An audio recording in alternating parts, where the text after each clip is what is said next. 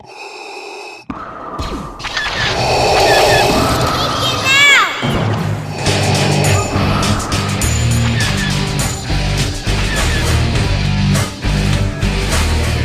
welcome to Geekin Out. We're here with myself and Moose. We have Tony in the middle there. We have the Sleaze, two co-hosts. And we have a special guest here. First time podcaster person. We're doing the wave. K-Tron. Woo! Applause. Apparently that starts the wave every time we say that. K-Tron. Yes! Awesome. Perfect. Tony the Tiger. That wasn't choreographed or anything. Yeah, that was on good. the fly. I love it. That's talent. I love it. That was. We didn't plan that, by the way. That's very impressive. Yeah, we didn't plan that. Contact us at geekinoutpodcast@outlook.com for any show suggestions, comments, anything, basically, if you want to say. Good or bad. We'll definitely pics. respond to all the good or bad ones, we swear. He's kidding. He totally wants your dick I want pic. dick pics. Yes. I love them. More the better. Totally getting fired. Collection. Check out the new website, geekinoutpodcast.com. Very nice, very exciting. Yeah. And look for the future Should've tipped me. videos of our tabletop game. We're going to have actually 2 different campaigns going, and we're going to tape them and all the happy stuff. So if you're into that sort of thing, please watch. And if you don't mind me asking, the 2 campaigns will take place in the same universe around the same time, and things that happen in one campaign will sometimes affect things that happen in the other, and it all comes together. So basically we're going to lock you into watching both if you're going to watch any. Yeah. That was the whole plan. Yes. Good plan, guys. Brilliant. Yep. Watch them both. I just want to give a shout out for someone that helped us with the site and some other things. One of my friends and the show's friend, or whatever you want to say, James Frechette. His family owns Quality Rental. You can go there to get any of your rental needs. You can check out qualityrental.com.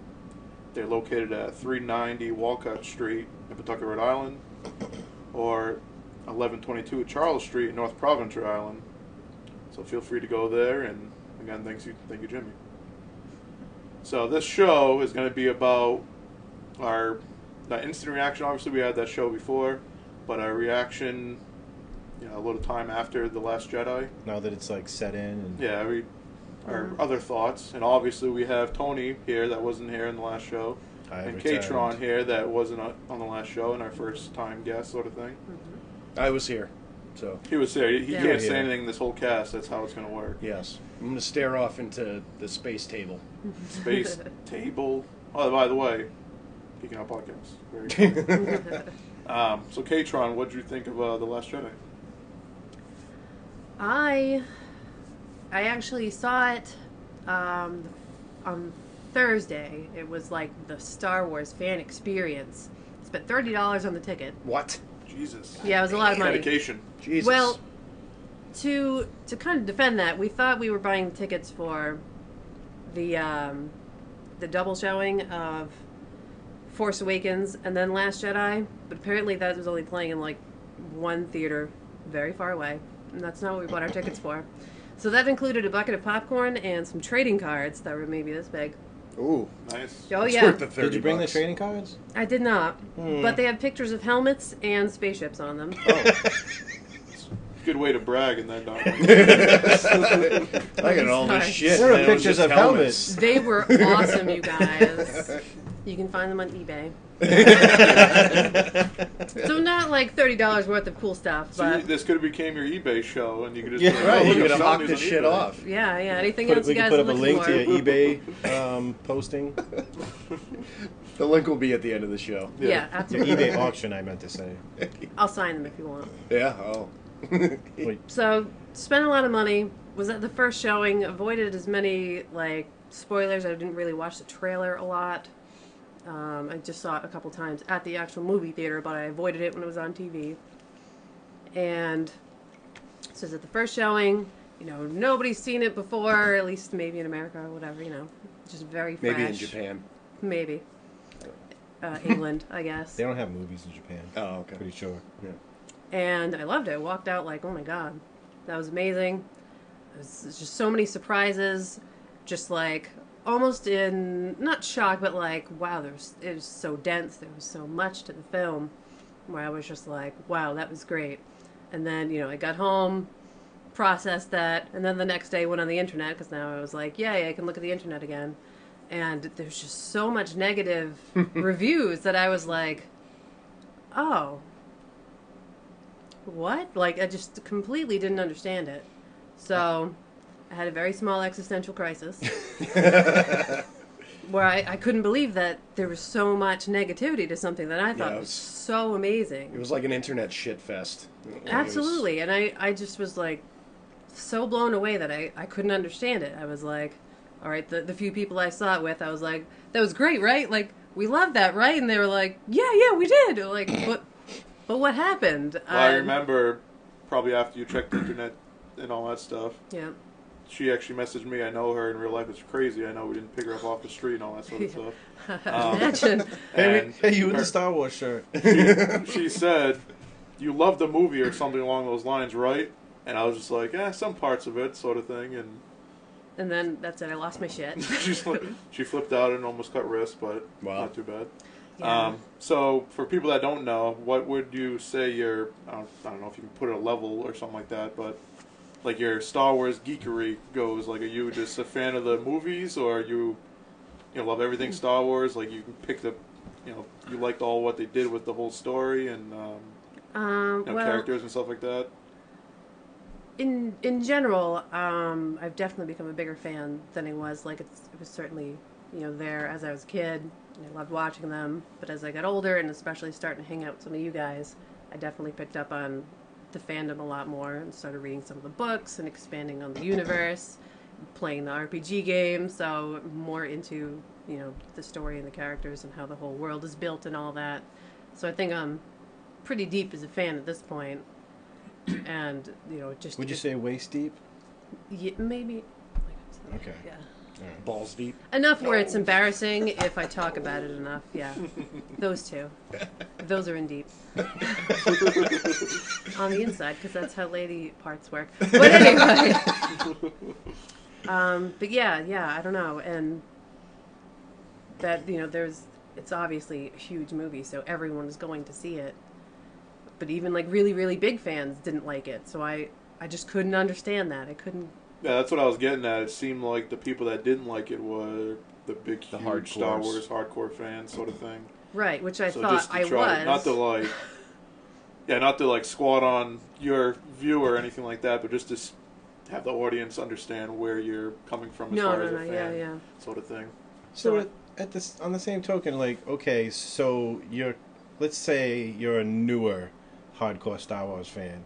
So, and I am definitely an older Star Wars hardcore fan, like, from the 70s. And I totally agree with you. I thought this was awesome. When I walked out of the movie theater, the two people I was with, like, I was all, like, giddy and, like, wasn't that awesome? And they were like, meh. And I'm like, what the fuck are you talking about? I don't know. Don't get me wrong, there's a couple of things in there that I didn't love. Yeah. But I just don't understand stuff, I don't understand all the negativity and the whininess about the petition. Oh my god, shut the fuck up with that. But I mean, it's just ridiculous. All that negativity is crazy. This was an awesome Star Wars movie. I think it's going to be, when it goes down in the history books, it's going to be one of the favorites, one of the better ones. Maybe not the best one. I don't know. We'll see how things pan out and how it all gets processed in the long run. But I definitely think it was a great movie.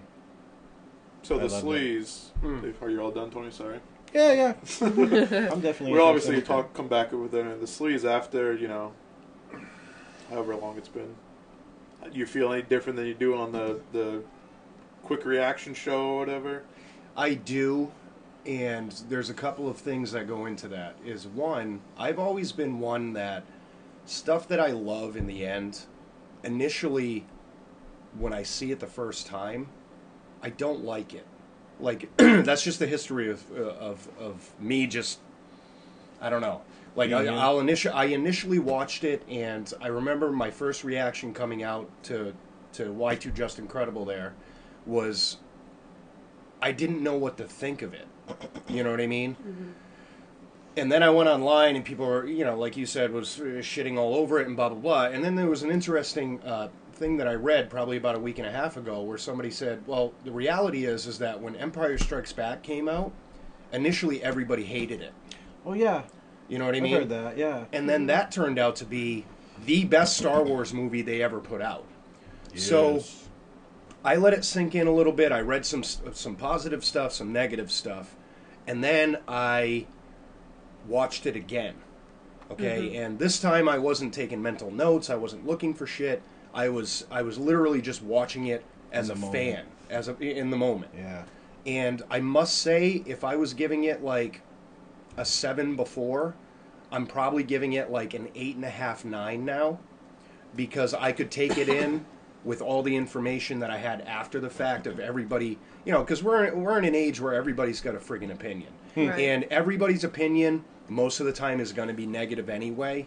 So when you went online and you saw, oh my God, they should take this out of canon and all this fucking horse shit, these are the assholes that are sitting, at home and just bitching about everything, mostly. Mm-hmm. So I try to filter that out, and I tried to filter out, like, looking for stuff in the pre-story that I had in my head for this movie, and I pushed all that shit away, and I tried to take it in as a film itself. And when I did that, it was great. Like, now I'm appreciating it more. I went back, watched it a third time, and I'm actually thinking this is probably one of the better installments in this saga at this point. Yeah. I don't want to be a hypocrite and go back on some of the stuff that I said, but I think about to. Yeah, but I am now, because I had to. There was a lot of stuff you gotta just either put into your head or take out of your head, and then just process it. I attribute this to. It sounds dumb, but when Dr. Dre came out with the Chronic 2001, the first time I listened to it, I hated it. I was like, what is this crap? You listen to it over and over and over, and you pick up on little things, and you see what... I guess the more complex it is, the more you have to take it in a couple of times before you can appreciate it. It's funny you say that, because I was out doing snow last night, and I was thinking exactly the same thing. Yeah. Blowing lines. Yes. Yeah. And I was thinking the exact same thing. Like, this reminds me of like an album that I bought that I kind of didn't like at first, but then when I listened to it a couple of times, I was like, oh, I just didn't get it at first. Exactly. Oh, now I get this album. This is actually a great album. It's funny you say that, because that analogy of the record that you kind of didn't like at first, and then you like it better. That's exactly what I was thinking last night. Yep. As I was not doing cocaine. Just for the record, removing it snowed snow. Here yesterday. Yeah. Yeah. But that's what it is, I think, and I'm not saying like it's on a like a genius level or anything like that, but when you have somebody or a group of people that were writing so intelligently, like you can't really take it all in at once. After you sit there and you're processing it over in your head, and then you watch it, 1 or 2 times, or you listen to the album 1 or 2 times, then you get to pick up on the genius that I guess is in there. And that's what I did. I went back. Like, at first, when I left, I'm like, it was an alright movie, but why the fuck are they giving Rian Johnson the fucking reins to a new friggin' trilogy? I actually thought that. But then after, like, taking it in a couple of more times, I'm like, oh, okay, I get it. Like, it just, I don't know. I think the better the product, the more it takes you to sit there and process it and say, now I get it. Like, it's just, that's my take on it. So, yeah, I think it's a great movie now. One argument that I like to see was for those people that said take it out of canon and all that stuff. Fuck off. The best argument really is like, okay, you want to take out canon the last Princess Leia movie. Yeah. Yeah. Like, that's an insult. No. You're going to get rid of I don't think Carrie it Fisher? was, that terrible as far as taking it out of canon or something. There's definitely a lot of parts I didn't like, and it might have been more of the build-up for some of these things, like Snoke, like Supremacy, like the ATMXs. What else do I have on my fucking list? What's Captain ATMX? Phasma. The Gorilla Walker? The Gorilla Walkers. Yeah. That did nothing in the movie besides sit there and look pretty and shoot a little bit. So stuff like that was shitty, from my point of view. As far as I'll give myself the same question I give the sleaze as far as what I feel now versus the instant reaction. I think it's relatively the same. I see why they went that way with some of the parts, as far as introducing new characters and pushing forward the newer characters and all that stuff. But there's a lot of things I still don't like about it. You know, it was a good point that somebody made online. Everyone's bitching about Snoke and all this stuff. And here's the thing. If you take away all the internet shit, the rumors, the quotes from Rian Johnson or J.J. Abrams and da-da-da, okay, just look in the film and look at the character of Snoke. Mm-hmm. Okay, all the things that was like, well, he was an ancient person and da-da-da, none of this was said in the movies. Nope. Okay, this was all behind-the-scenes shit. Yep. Okay, so push all that away, look at the character of Snoke and his demise in this movie, and it changes your point of view. And here's another good point, is there is a very iconic character that everybody loves, and everyone wants to see, like, spin-off shit and all this stuff, that they didn't indulge in, and all of a sudden he was like, nope, gone. It was Boba Fett. Oh, yeah. Okay, you guys forget about that character. He did almost nothing in those films. But it was the build-up behind the scenes, like, oh my god, what is this guy all about, and blah, blah, blah, blah, blah. And then Return of the Jedi, they're like, fuck him. It was the same thing with Snoke. As far as Snoke, like, he was kind of set up to be the Emperor, right? Right. Like, but in our heads. Right. So let's compare him, screen time, to the Emperor. It's relatively the same amount of time. Yeah. Right. And he got killed just like the Emperor got killed, and they're bitching because they didn't add all the stuff that you made up on the internet to the fucking movie. Yes. You're being ridiculous. But that's the problem. I think that was the problem. Not you. I mean the internet. I'm always ridiculous. He is the internet. I am the internet. I am the fucking internet. But that's the problem I think I had, because going in, I already had the movie in my head. Yeah. You know what I mean? So when you see it, and they just flipped everything around, and everything that was assumed was going to happen, they were like, nope. That's why I think when I left, I was like, holy shit, I don't know what to think of this. And that's the problem with the people on the internet, is that for 2 years now, they've had this movie written out in their head. And just because it didn't go exactly the way that they wanted it to, that's why they didn't like it. But I believe Radis is about to eat K-Tron's head, if you want to just watch for a second. It's pretty funny, and I've seen it a few times while I'm watching ourselves on the tubes here. And I'll just keep on talking until it happens, but it does happen soon, I believe. I can't believe. And a Death Star laser just went through her head. Go ahead, sorry. I gotta say this. When I walked into this movie, there were two things I was dreading. Hearing anything about Snoke. And Ewoks. Ewoks. No.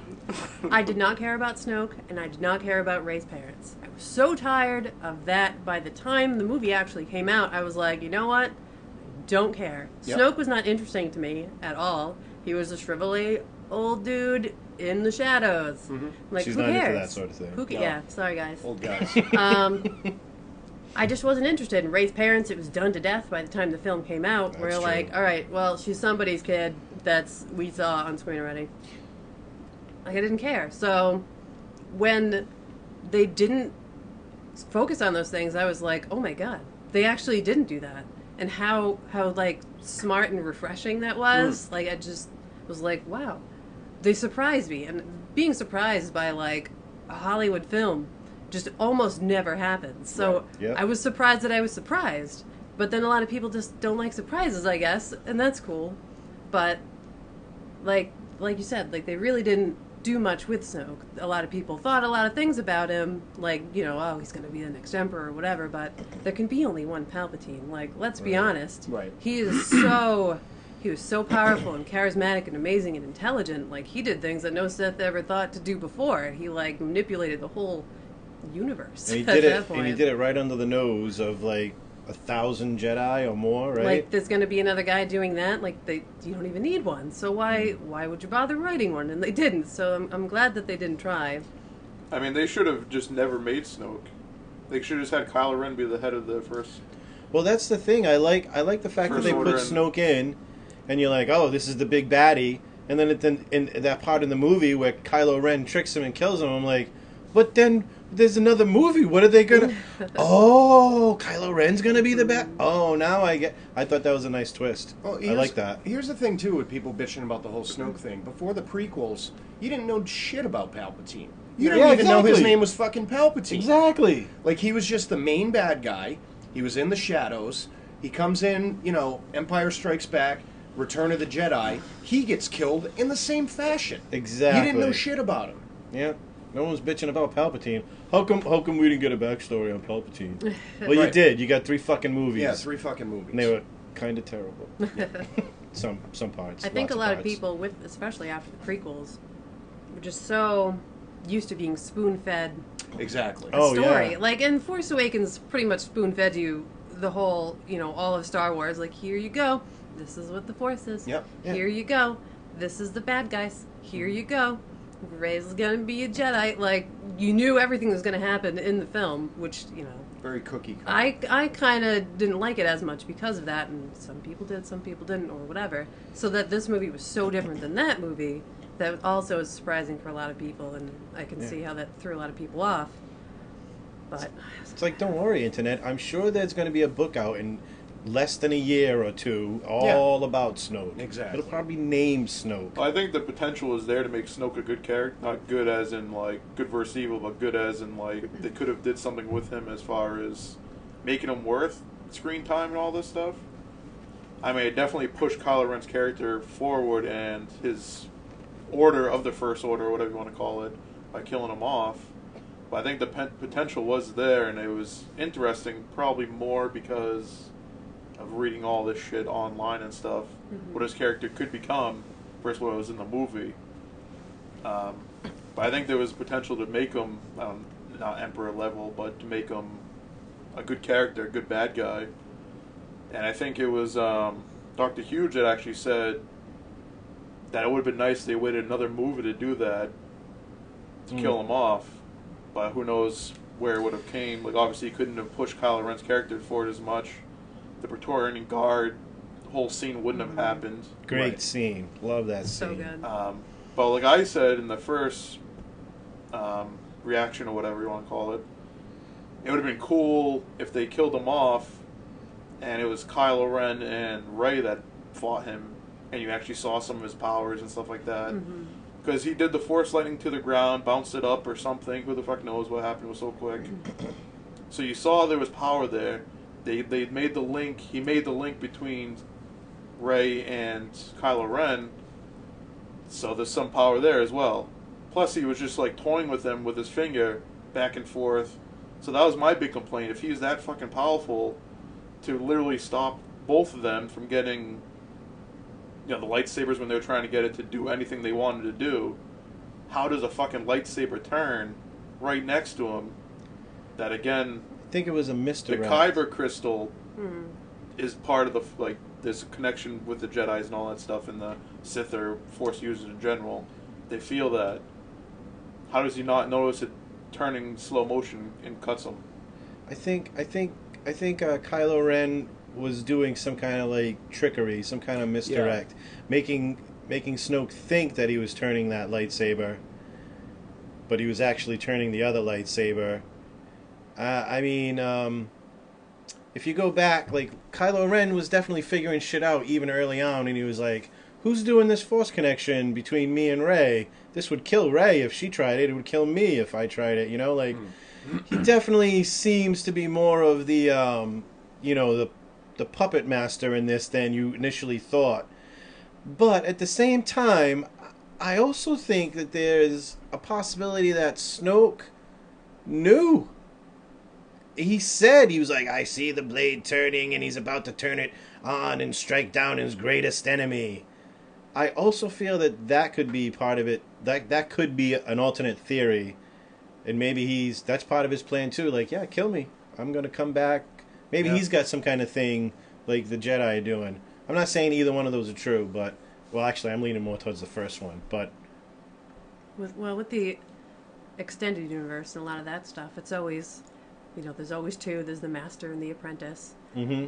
And With the Sith, at least. Yeah, We're with not the really Sith. Yeah, these sure guys if aren't Snoke Sith. is Sith or And Kylo Ren is either. if you take on an apprentice, that apprentice will eventually kill you and get a new apprentice, and they'll be the master. Yeah, it's literally the rules. You know that that's what's going to happen, but as a Sith, you're not going to want to give your power away to anybody. No. So you choose somebody to be your apprentice, kind of knowing that person's going to turn on you. So do you want to give them all your power? And I think maybe Snoke thought he was bigger than he was and could control Kylo Ren. Obviously, he's an uncontrollable, emotional young man.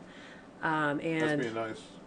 he, he was like, oh, I got this kid wrapped around my finger. We're going to capture this girl and do whatever. And I don't think he saw it coming.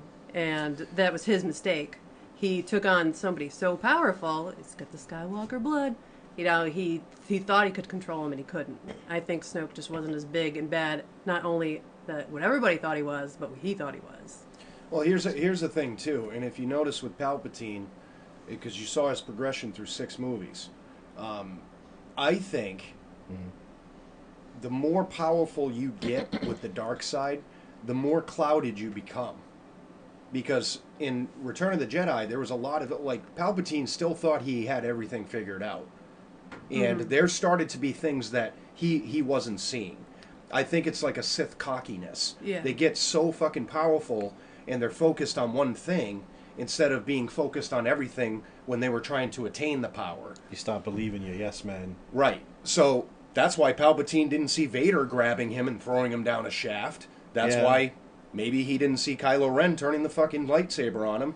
So ultimately what killed Snoke was his hubris. Yeah, his fucking arrogance. I think it was the same thing with Palpatine. I think he was so full of himself towards the end that he started not seeing shit.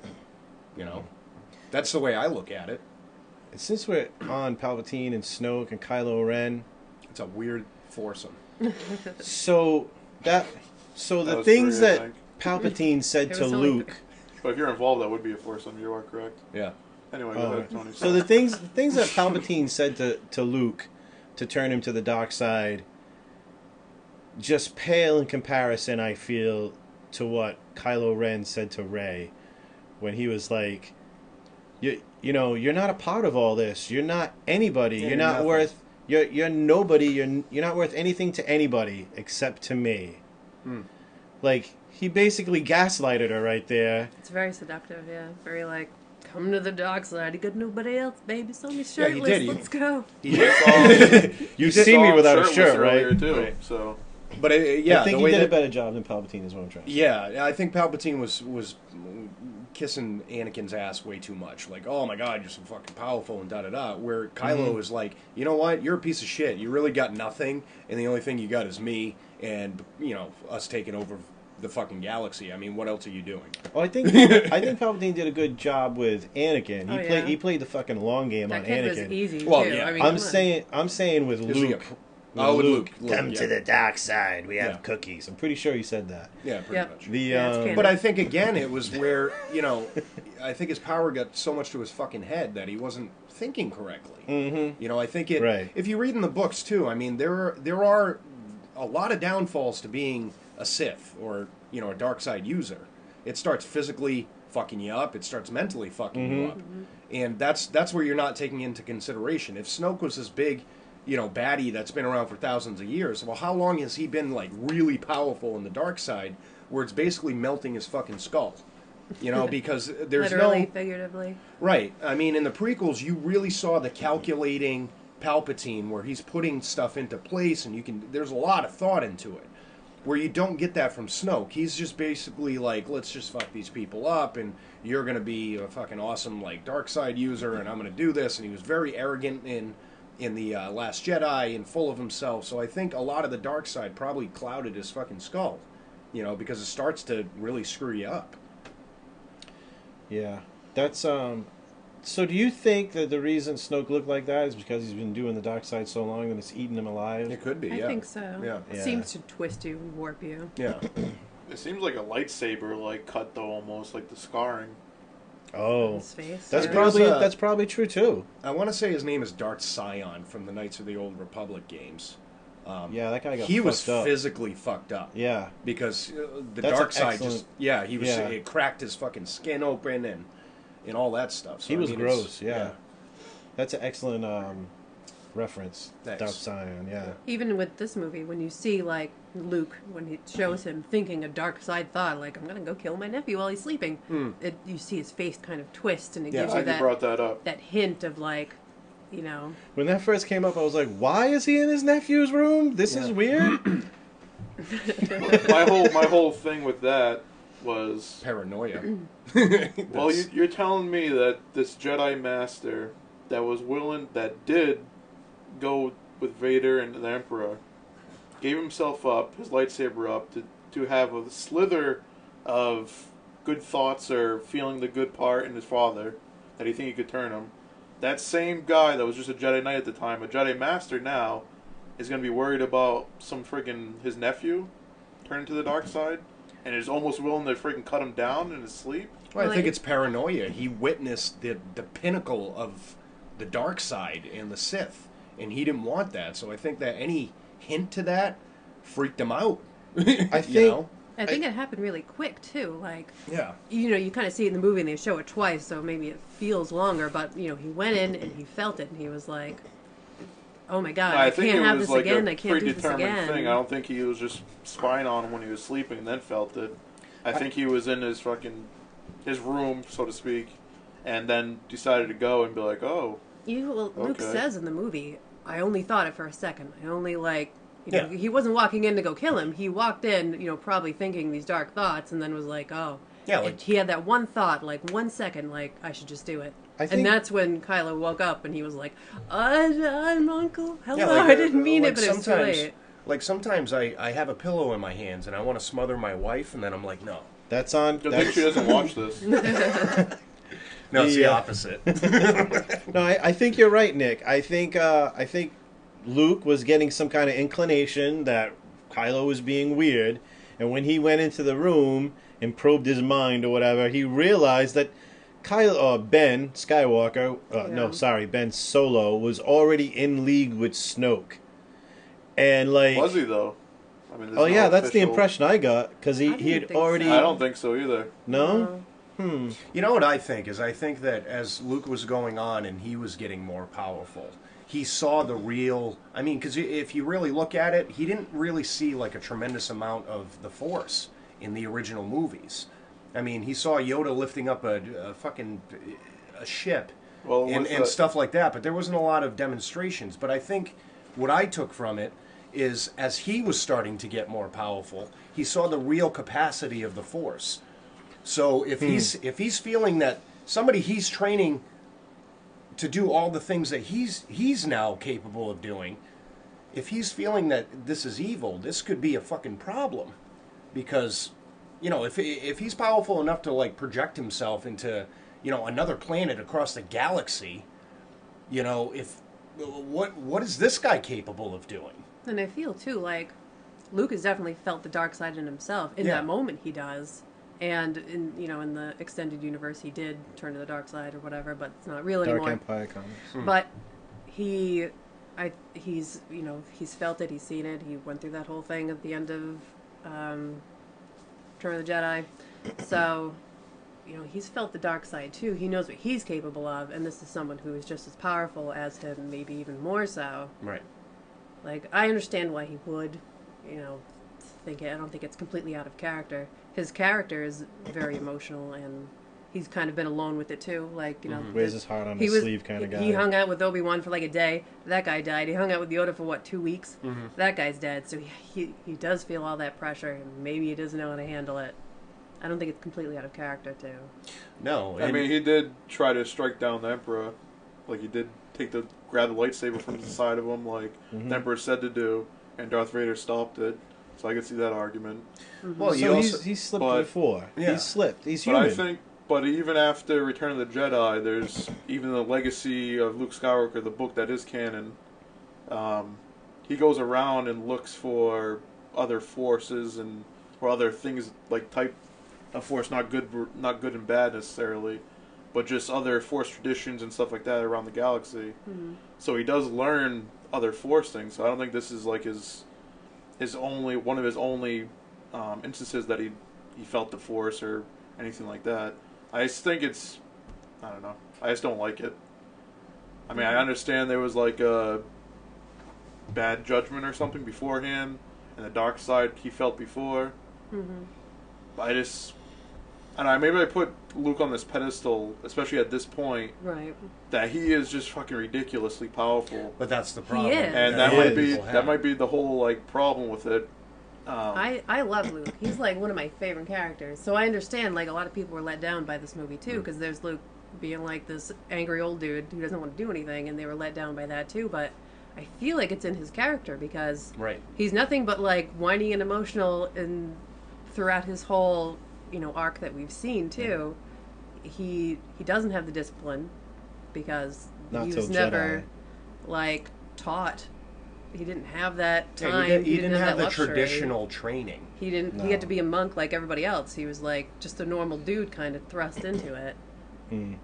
He doesn't necessarily know how to handle everything. And he didn't well. Realistically, he didn't ask for any of this. You know what I mean? Like when they picked him up and he was being trained and all this stuff, he didn't know the end result was like, oh, okay, so I'm gonna have the responsibility of carrying on this fucking Jedi legacy. Well, that could really beat the shit out of you. Yeah, it's a lot of pressure. That was his own decision to do that, though, because he could have just been chilling, even though he felt it was the right thing to do or whatever. But I mean, if you all of a sudden you got this huge responsibility on you, it's not going to make you a fucking happy person. Not necessarily. And then you take into consideration, like, after Jedi, I'm sure that he found out more about like Palpatine and what he did, found out more about his father during the Clone Wars, and found out all this other information that has led up to him being the way he is now. And he's alone. He tried to bring back the Jedi and they got destroyed. It's like, Jesus Christ, like I got this on me and the first time I attempted it, I fucked it up. Like, one thing that I thought was a disconnect or something like that, the Knights of Ren, where the hell are they? That's true, I don't know. Basically, that flashback that Rey had, there was, I think, 5 of them in it, and Kylo Ren or something, some numbers, and Kylo Ren still had his mask. So according to that flashback, that was before The Last Jedi. Yeah. But we didn't see...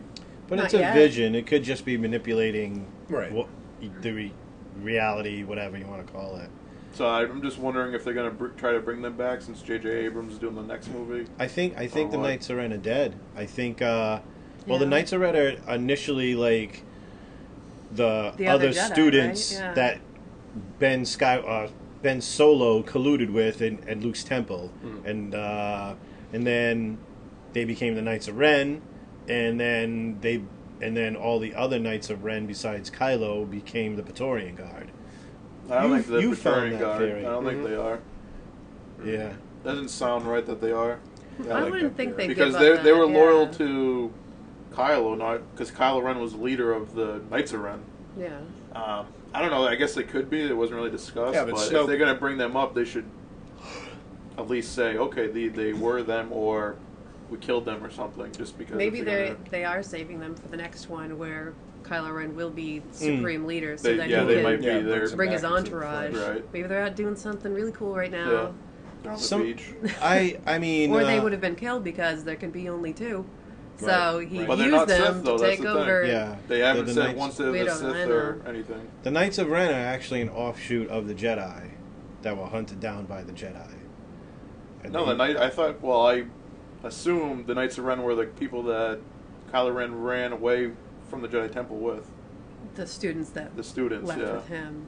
Which were all of them, or the ones that didn't die. The ones that didn't die. Do you remember that episode of Rebels where they find an old temple or something, and they find a cross-guard lightsaber? Yeah. So that was on Mandalore, wasn't it? Yeah, Mandalore. That was on Mandalore? Mm-hmm. Yeah. Well, supposedly... So what was the story about that? Because I heard... That was the Sith Temple thing when Maul came back and... Yeah.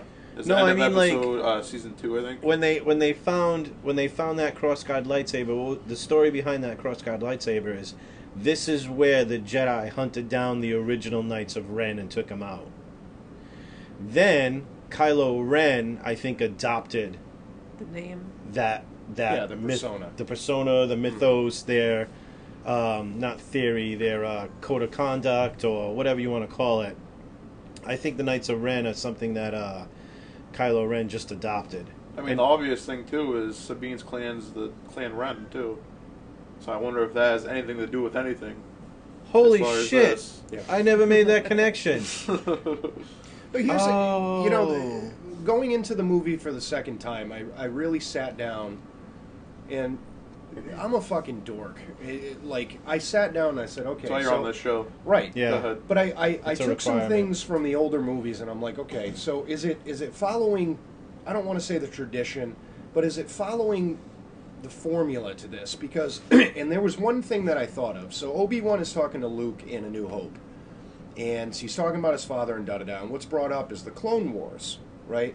So initially, when I watched this, they're like, Clone Wars, and I'm like, you didn't really think about it. So you watch it more and more times, so then you're thinking to yourself, what the fuck is this Clone War? You know what I mean? And it's like, I really like that some portions of these movies are general conversations that you're a fly on a wall. You know what I mean? It's not like they're sitting there like, well, it was the Clone Wars and blah, blah, blah, blah, blah, blah, blah, and explain the whole fucking thing. It's a conversation. That's bad Like, storytelling. yeah, right, Yes. right. You have to assume that Luke knew what the Clone Wars were, and obviously Obi-Wan did.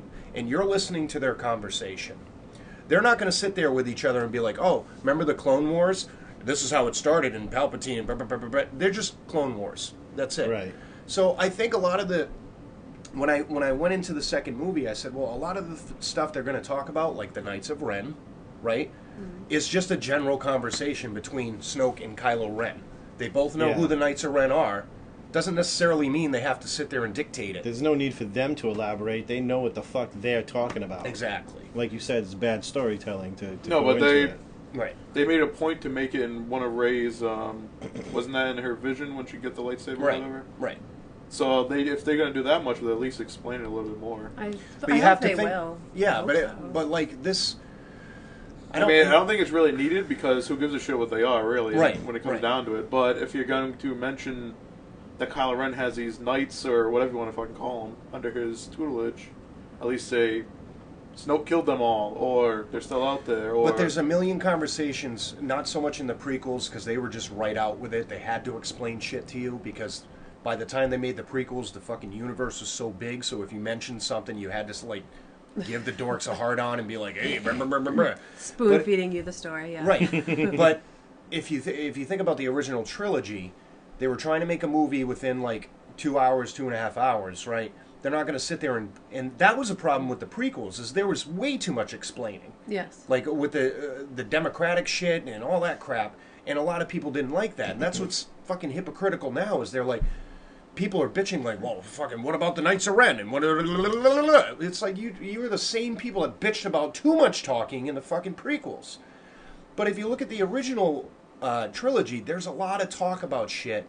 Like fucking IG-88, one of the coolest, like, expanded universe characters. Yeah. But you see him for 2 seconds in the movies. Yeah. They didn't Boss, too. explain him. And those two brothers, or whoever they are, for their Right. names. But this is also, like, a lot of people are forgetting, this is a franchise that, this is only a small part of it. The movies are a small part of it. Yeah. Look at your fucking wall here.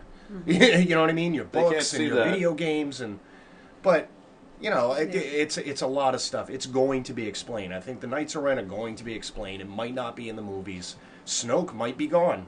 You know what I mean, from the movies. But I there mean, might if they be bring them 3 back, books. that's stupid, Yeah. anyway. Oh yeah, they better not. But I think going into the third film, I'm better prepared, because I'm going to take these things and just be like, okay, I don't need to know all this. I just want to watch the fucking movie and make my The assessment. thing with the next movie, which I have other points to make on this movie, but like Kylo Ren and Rey have essentially fought twice, Yeah. and Rey has wiped the floor with them twice. Yep.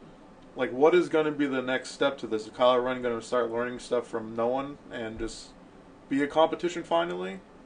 Like, we've seen it twice. It's like, what are they going to do with the third one to make it worth our time and effort? Well, That's- this yeah. time when they fought, he obviously wanted to keep her around. Maybe he could have killed her if he wanted to. The first time he was shot, so he was weak or whatever, so he couldn't fight as well. And this time, I like how you did the lightsaber yeah, thing, this too. is a lightsaber. This You time, look like Obi-Wan and Glad that Logan I did fighting. maybe he was holding back so he could, bring her over. Maybe he could have sliced her in half too if he wanted to. No, I think they both were trying as hard as they could when the lightsaber blew up, essentially. They were both trying, at least with the Force, to get the lightsaber. Maybe at that point.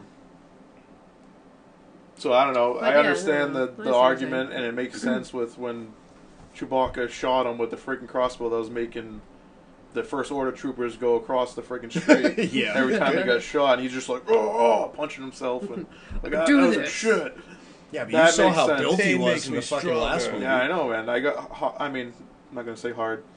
But you did. He did. I did They pretty much, they spent a lot of time in on his body. Force Awakens. No, not yet. That was for the next With one. wax. On showing you how strong that bowcaster was. Like, oh look, boom. Sure. Oh, that guy's Yeah, head. that- Oh, boom. yeah. Oh, hey Chewie, can I see that really strong weapon you have? Wow, this is amazing. If you shot someone with it, I bet it would hurt. Here you go. Again, that's, that was my take on that movie, was they really let you know what the movie was going to be about. Whereas this one, I'm glad. Had a Speaking lot of of that, I'm glad they surprising. brought the bowcaster because Chewie never had that shit before. he needed something, Like he always just used like a gun, Yeah. which is a little silly. which His if hands you know are anything like about this Wookiees, big. Wookiees are like bowcaster masters usually and stuff like that. So It's it's a just cool signature to, weapon. to bring Yeah. that in. And then he got a porg. in this Got a one, porg. so- Right, he's got buddies. He ate a Yeah. porg. He got a porg. He bitch slapped a porg. I think it would have been funnier if he was just kind of ignored them and was like, screw you, and bit into the porg, and then they all attacked him. And then later on, they were on the ship, and he deferred to them. He's like, all right, I'm sorry. All right. No, you can stay on the dashboard, it's They cool. make Chewie their bitch. Yeah. That sounds Just good. fly the plane, bitch. That one that was making the sad puppy dog eyes, do you think that was his mom Chewie was about to bite into? Maybe. It seemed like a messed brother or something. I don't think Maybe it was a mom brother. level. See, that's all the other stuff we wanted to know. I actually wanted to know the backstory of the That porg. Yep. Well, I know that was the the important thing. Well, I they know- already said that they came from that planet Luke was on. No, so no. that's all I really needed to That know. one. that The one one. particular Oh, porg. dead- that one. Is that the Right. one that was on the Being dashboard with him? consumed. Well, I know the behind the scenes story. Basically, because those puffin birds were everywhere, instead of Painting them out, painting yeah. them out, they were just like, we'll just make them into porgs. Oh, I didn't know that. That's Yeah, Yeah. they were actually on that planet. In, That's great. In real life, On that on planet. that planet. on that planet, yeah. Mm-hmm. Uh-huh. That Well- planet in Ireland. To bring this back to It is like a different planet. Haha. Ah. the naysaying and such, and that it bothered me. Thanks for reining in, host. Appreciate Reining it in. Well, I did have a point that I wanted to make on that at some point. I told you guys I'm a host now. Yeah. That's why you're sitting in They the middle. it bothered me because K-Tron. K-Tron. No wave? What the fuck, you guys? That wasn't. That God. didn't work. Okay. We didn't plan that one. Just to ruin your No. train of thought again. No. So it bothered me that a lot of people weren't into it because I knew that would encourage a lot of other people to not go see it, because how many people, they believe Rotten Tomatoes or whatever. And Well, it's already made like $1 billion, so I don't think that had anything to do with they, it. Yeah. but then they'd go in thinking this movie's going to be a piece of shit. I can't wait to see this piece of shit, because they were going to go anyway, because everybody already went. But there's a few people who didn't. But Sometimes you see what you want to see. Yeah. right, like if you're going to go in and somebody's already told you, hey, this movie sucks, you're going to sit down being like, let's find out what sucks. That's weird. That's Yep. dumb. This is stupid. And it's friggin' Star Wars. Like, if you sat down and did that with the other ones, if someone sat you down and said, here, watch Star Wars, you've never seen it before, then you'd be like, oh, that sucks. That stormtrooper hit his head. That didn't happen on purpose. This is dumb. This is stupid. That's his sister. But I shouldn't know that. But I did anyway. Like, there's a lot of... You can pick apart anything. And I was afraid that would, just kind of tumble and go nuts and to get worse. But I did hear that a lot of people saw it a second time. They're like, oh, yeah. No, it's not so bad. Right. Like, you just spent how much time of your life shitting all over this movie, and then you see it one more time and you're like, oh no, it's not so bad. Like, So that's what it is. And now even on the web, like, it's starting to turn a little bit, where people are like, well, I did go see it like the third time, and I Well, hated it. actually, I'm it's going to not go that see it bad. again. yeah. but it worried me about how much the damage would be done in between the time where, like, you didn't go see it. I wouldn't worry about the damage, because from what I hear, just on the movies alone, Disney has made back the money they spent to buy Lucasfilm. More than that. Just with the money- movies, not including all the stuff on Nick's wall. They just bought fucking 20th Century Fox, of course. The Yeah. money isn't the part Yeah, that that's bothers probably me. why. It's like the fans, the fans who didn't go see it the first day or the first Oh, 3 days. oh, I see what you mean. Like yeah. the They're not blowback fans. to like a little kid. Like if you're a little kid and your teen brother or something went to see it and they come back and say that the movie's garbage, you're gonna say it's garbage because everybody that you know said it's garbage. Right. Like There's always going to be people that it's so see it negatively. Though. I just wasn't expecting that much of a like toxic blowback. I guess. That Well, you gotta. it confused me. I like to the hear world your- is bad.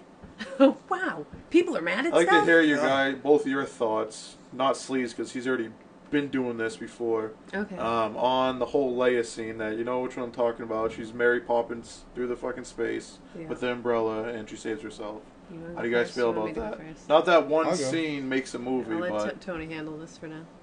So, she gets blown into space.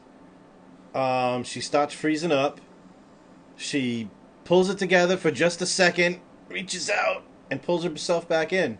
I've seen it 100 times. I've seen it in the Clone Wars. I don't have a problem with it. Like, I was in the theater again at the first fan showing. Nobody's seen it before in my Before whole you life. get started, Okay, go hold ahead. on. Go ahead. I was actually giddy to see Leia pull off some Force powers. Use some Force. Like, yeah. yeah, about fucking time. Like, it's a little nod to the Legends expanded universe sort of thing. Like, cause Yeah, she yeah. did have some Jedi training. She is a Skywalker. Yeah, Yes. she's a She's Skywalker. Luke's twin sister. I mean, Back to you. No, I'm sorry for stepping on you. All right, so I'm seeing it. I'm like, oh man, that's it. She's gone. They wrote her out. They did what Yeah. they had to do, and I was like, there she goes. And then she came back, and I was like, no, like I didn't see it coming. I was so surprised. I was so ready to be like, all right, that's her send off. That's it. Kind of sucky way to get rid of her, but Yeah. And then she brought it back. I was so happy that they did. Like I didn't see it coming. I was so happy that they did something I didn't think I'd see, and I knew that, she had the powers. It was there. So many people are like, what? She's got the Force? Like, she connected with Luke, like, 10, 20 times. Yeah, exactly. Throughout the various series. Like, oh, my brother's sad. Let's go save him. He's hanging off a ship. Like, she had the power. She just never got trained. And Nick, I think you said in the last podcast that... who's Nick? I'm sorry. oh my god, I have to change my fucking face. God, I didn't Had even said know my yes. real name. It was like a knee-jerk reaction. She's not even... You get blown out of a spaceship. You're not like, oh, I'm going to use the Force Like now. a survival instinct sort of thing. It just kicked in and pulled her in, and I think that's completely possible. I was thinking the same thing you were thinking right at the beginning. That were like, holy shit, they're gonna kill her off this early. And then when they brought her back, I was like, yes. Spoiler alert, it's like 20 minutes into the movie, she doesn't die. I fucking hated it, to be honest. And I understand the Force thing, and I pointed out that I pointed out that the instinct thing, like you said. I pointed out that she had Force connections with Kylo Ren and Luke and whoever else. But yes, it was early in the movie. But I think it's probably maybe because what I expected at first was it was Kylo Ren pulling her in to his ship because he didn't shoot the bridge. See, I would have liked that more. That Ooh, sounds That's what That's I. interesting. That's what I Yeah. thought it was. But her all of a sudden just again Mary Poppins, which I didn't make that up. I saw it online. I Yeah, thought it I've was seen funny. that one, heard that one. I don't know. It wasn't visually super amazing. Like, I can I think see that that might have been part of it too. it's kind of... It was a little just like... But she was just like stiff, like it You wasn't know. like Well, she was frozen. She was frozen. It's don't cold know, in it's just- space. Yeah, I It's mean, cold, and you're also being burned don't by know. space. right. I don't know. Your The blood's, thing- your I didn't blood's like it. starting to boil. I didn't like it. The thing that didn't make sense was she can barely move her hand, but she can open her eyes. Like, you Yeah. can move your eyelids, but not your fucking hands. That was a little silly, but I can let that go. Yeah. I think the real tragedy of that scene, and we can all agree, and I think there should be a moment of silence, that's when Admiral Akbar fucking died. Very sad. Yeah. Well, my whole complaint with that was one, it's Admiral Akbar, but they kept fucking Meltface around, and I have his real name here. Nien Nunb. Nien Nunb. yeah. That guy sucks. Again, I said it in the first reaction. That guy sucks. You can't understand him. And if they're gonna have him, where the fuck is Lando? Right. He's going to be in the next one. I'm He's pretty gotta sure he's be. already been like... Didn't Well, they say he was? Before this trilogy happened, he's like, I'm all up for it. let's do it. That's how he Colt talks. 45, Yeah. Right, yeah. Let's go, Colt 45, like he said. And they were like, we don't want you. Well, I There's heard no real... He was a general in Return of the Jedi. Why is he not here? I heard that he had medical issues, and also Figure it out. they got Be on some. Star Wars. Harrison Figure it Ford out. broke his leg on the Millennium Falcon on set. And also he they- still did it. They like contacted him, and they I guess they contacted him and talked to him a little bit, and they were like, he's kind of not as cool as he was. He's a little out of it, maybe. I don't know. But speaking of Lando, what was it? Canto Bite? Yep. Yeah. The Vegas in space thing? Yeah. Yep. When I was sitting in the movie and they said, and Maz Kanata was like, look for the guy with the flower on his whatever. I was like, well, if anybody can pull up a fucking flower on his cape, it's Lando. We're going to Lando's casino. He This- pulled that'd off have the been cape. cool, You yeah. were talking shit about people with capes earlier, right? yeah, Lando. Actually, he died because he's not in the movies anymore, I guess. So, I when I was sitting there in the movie, I was super disappointed that I didn't see Lando in that. But I mean, if he was the owner of the fucking casino or something, maybe he was on a poster or something. Picture on the wall. Yeah, like, employee of the month, maybe. That would have been awesome. But I thought that was a big. I mean, he is an entrepreneur, so I mean, Yeah. why not? I thought that was an opportunity missed not getting Lando in there, but I guess from behind the scenes stuff, not to make excuses for them, but I guess there was just some medical issues and some other stuff Yeah, but too. if they did that without anyone knowing, like they did with Senator Organa and Rogue One, that would have been fucking awesome. Like, no one expected him to be in that movie. No. Yeah, But when yeah. he showed that up, it was like, this is fucking awesome. But that guy's Yeah. like, it's only been 10 years for that guy or whatever. Like, Yeah, that's a big difference. this has been 40 years. Like, we should be lucky these people are alive enough to do these films. I know, but it And would have been some most of them of them. have. But the yeah, whole some of thing- them have whole been thing- bad. with that fucking scene, or those scenes, I should say, with the casino thing, Yeah. it was all stemmed up because they didn't want to they didn't want to tell Poe that they were going to get away in transports. So he went behind the scenes and behind their back to make a plan to save the rebellion. Yep. And why did they not just tell him? I was thinking that. All right, yeah, okay. He had his hand up. Yeah. Go on, Tony. I guess I'm a teacher now. And The reason, there's that scene with what's her name, the girl from Jurassic Park with the blue hair, Laura Dern. Laura Dern. Holdo. Yeah, Holdo, she's Waldo? She's super pretty still. Yeah.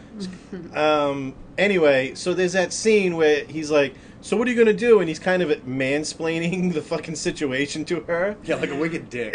Yeah, and Like, she's listen, like, chick. and like she says to him, like, "Yeah, you're fucking demoted. You don't get to sit on these fucking meetings anymore. You don't get to plan it." And like him going behind her back and doing that shit. I'm not saying I disagree with him. He was trying to help, but at the same time, that's what got him fucking demoted. Yeah. You're not part of that conversation anymore. Do what the fuck you're supposed to do, and then you will be. He's lucky he didn't get shot for fucking, what do you He call did it? get shot. Treason. Mutiny. Oh, yeah. Yeah, that's Leia right. did shoot No, him. I mean like killed Yeah. shot. Yeah. But I mean like, yeah. So I mean he's lucky he didn't get fucking, what's the word I'm looking for? Well, we already Execution? talked how the military in Star Wars doesn't make sense as far as promoting and all that Yeah, sort of no, I stuff, agree. but- Fucking Luke gets to be a general after Yeah, like he's 3 like years. fucking It's 15. ridiculous. I think he was a commander. I don't think he was a general yet. Whatever. Han Solo was a general, though. And so was Lando after doing nothing at all. Don't make Lando a general. Yeah, why the fuck is he a general? But yeah, with that scene, I did think, because I've, it's been a little while, so I can read things online about it. Some people are like, well, she didn't have to because she's, higher ranking or whatever. But at the same time, they're on the ship. They're all like, we're gonna die. Oh my God, we're going to die. We're being chased by the ship.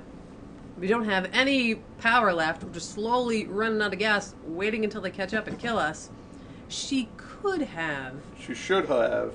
It would have At been. least told the crew, you're on the last Right, the she- last ship. Be like, oh, this is our plan. She Don't worry could about it. We have a have plan. been reassuring. She was a little bit antagonistic to not do so, but that's what makes a good story is the tension, and then they had a thing to do a thing. But someone did say to me, well, she didn't want them to know that she was going to stay behind and be the decoy. she wanted to keep that a secret. She didn't want to let anybody know. She wanted to let them.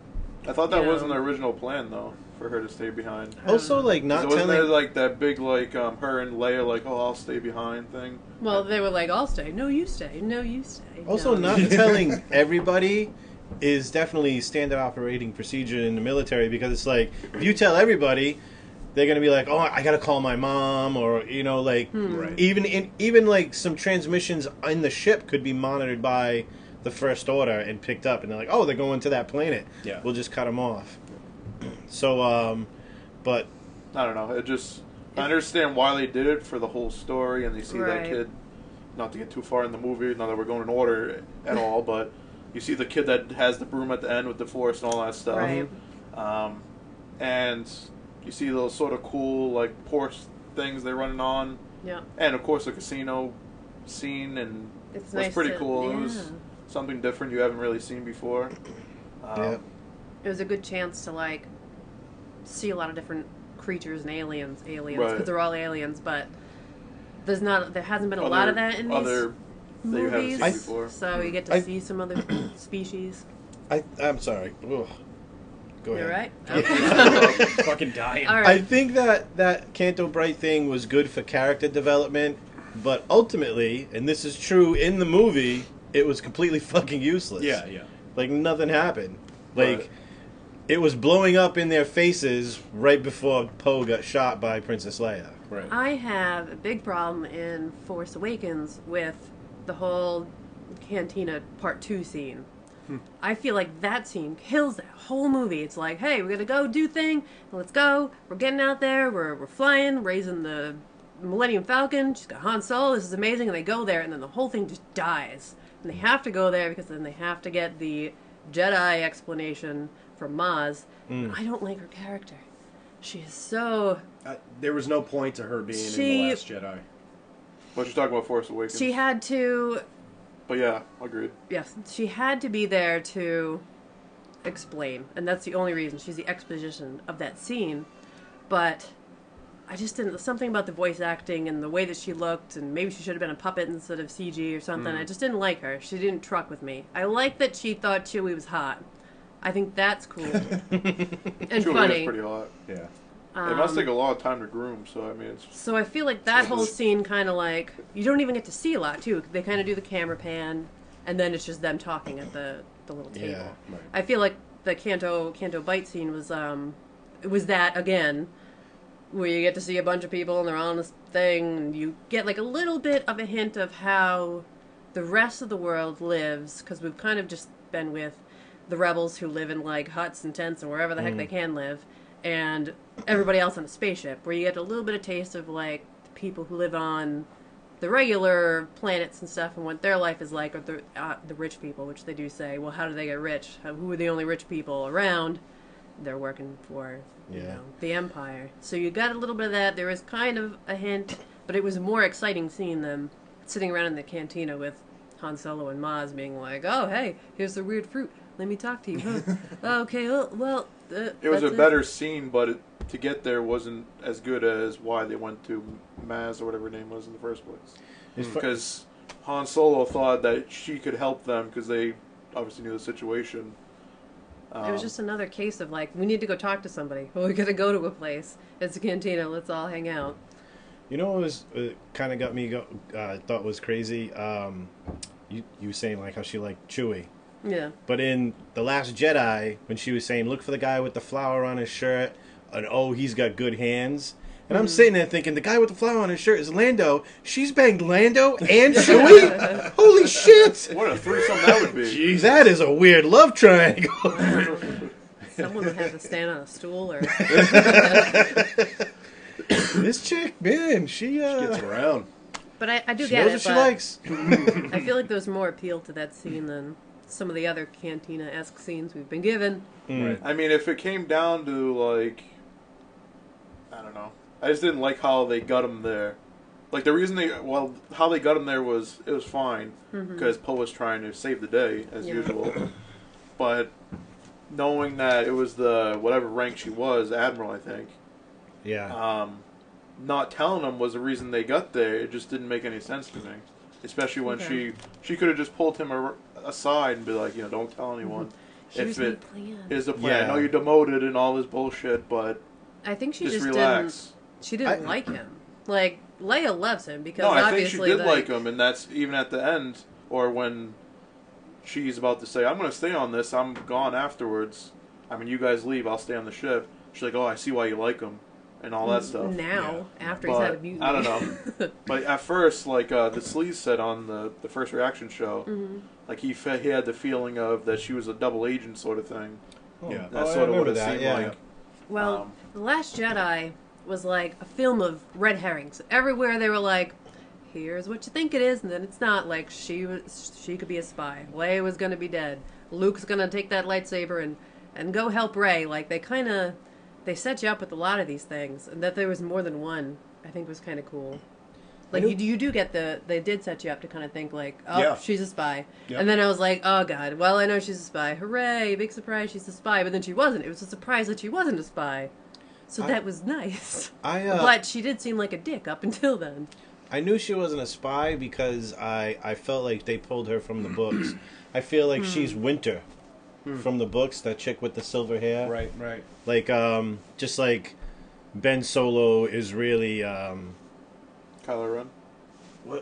No. Jason. Ben Solo is really Jason Solo from the books, Yeah. and Rey is Jaina Solo, and That's where I thought they were going to go, and I'm so glad they didn't, unless they do in the next movie. But I mean, like, even though it's not exactly like the books, when I sit there, I feel like, oh, they're taking stuff from the books and fine tuning it and making it better and whatever. Yeah, picking and choosing, whatever. As far as that scene with Holdo when she like plows through the Snoke ship, when she goes, like, oh man, that was such an awesome scene. The way it all went silent, but hindsight, you probably should have put Leia there and had Holdo take over.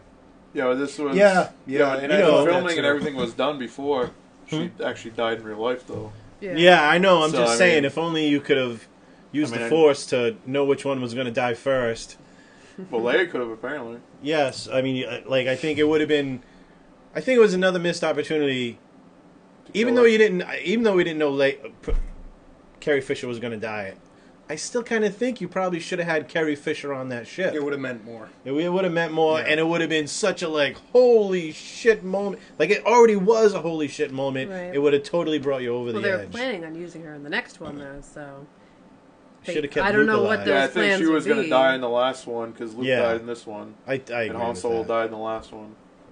But also, too, I mean, that changes the dynamic that you got, when Luke, his vision shows up and they have the interaction on Crate. That's true. If she was dead, which was that very, wouldn't have meant which anything. was a very good one.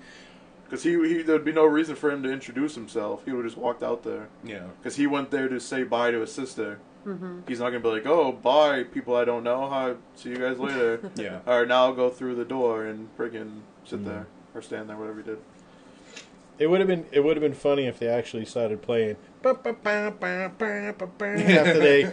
they blasted him with all that. Well, that's what the Sleaze said on the... Yeah. That was so stupid. Oh, my God.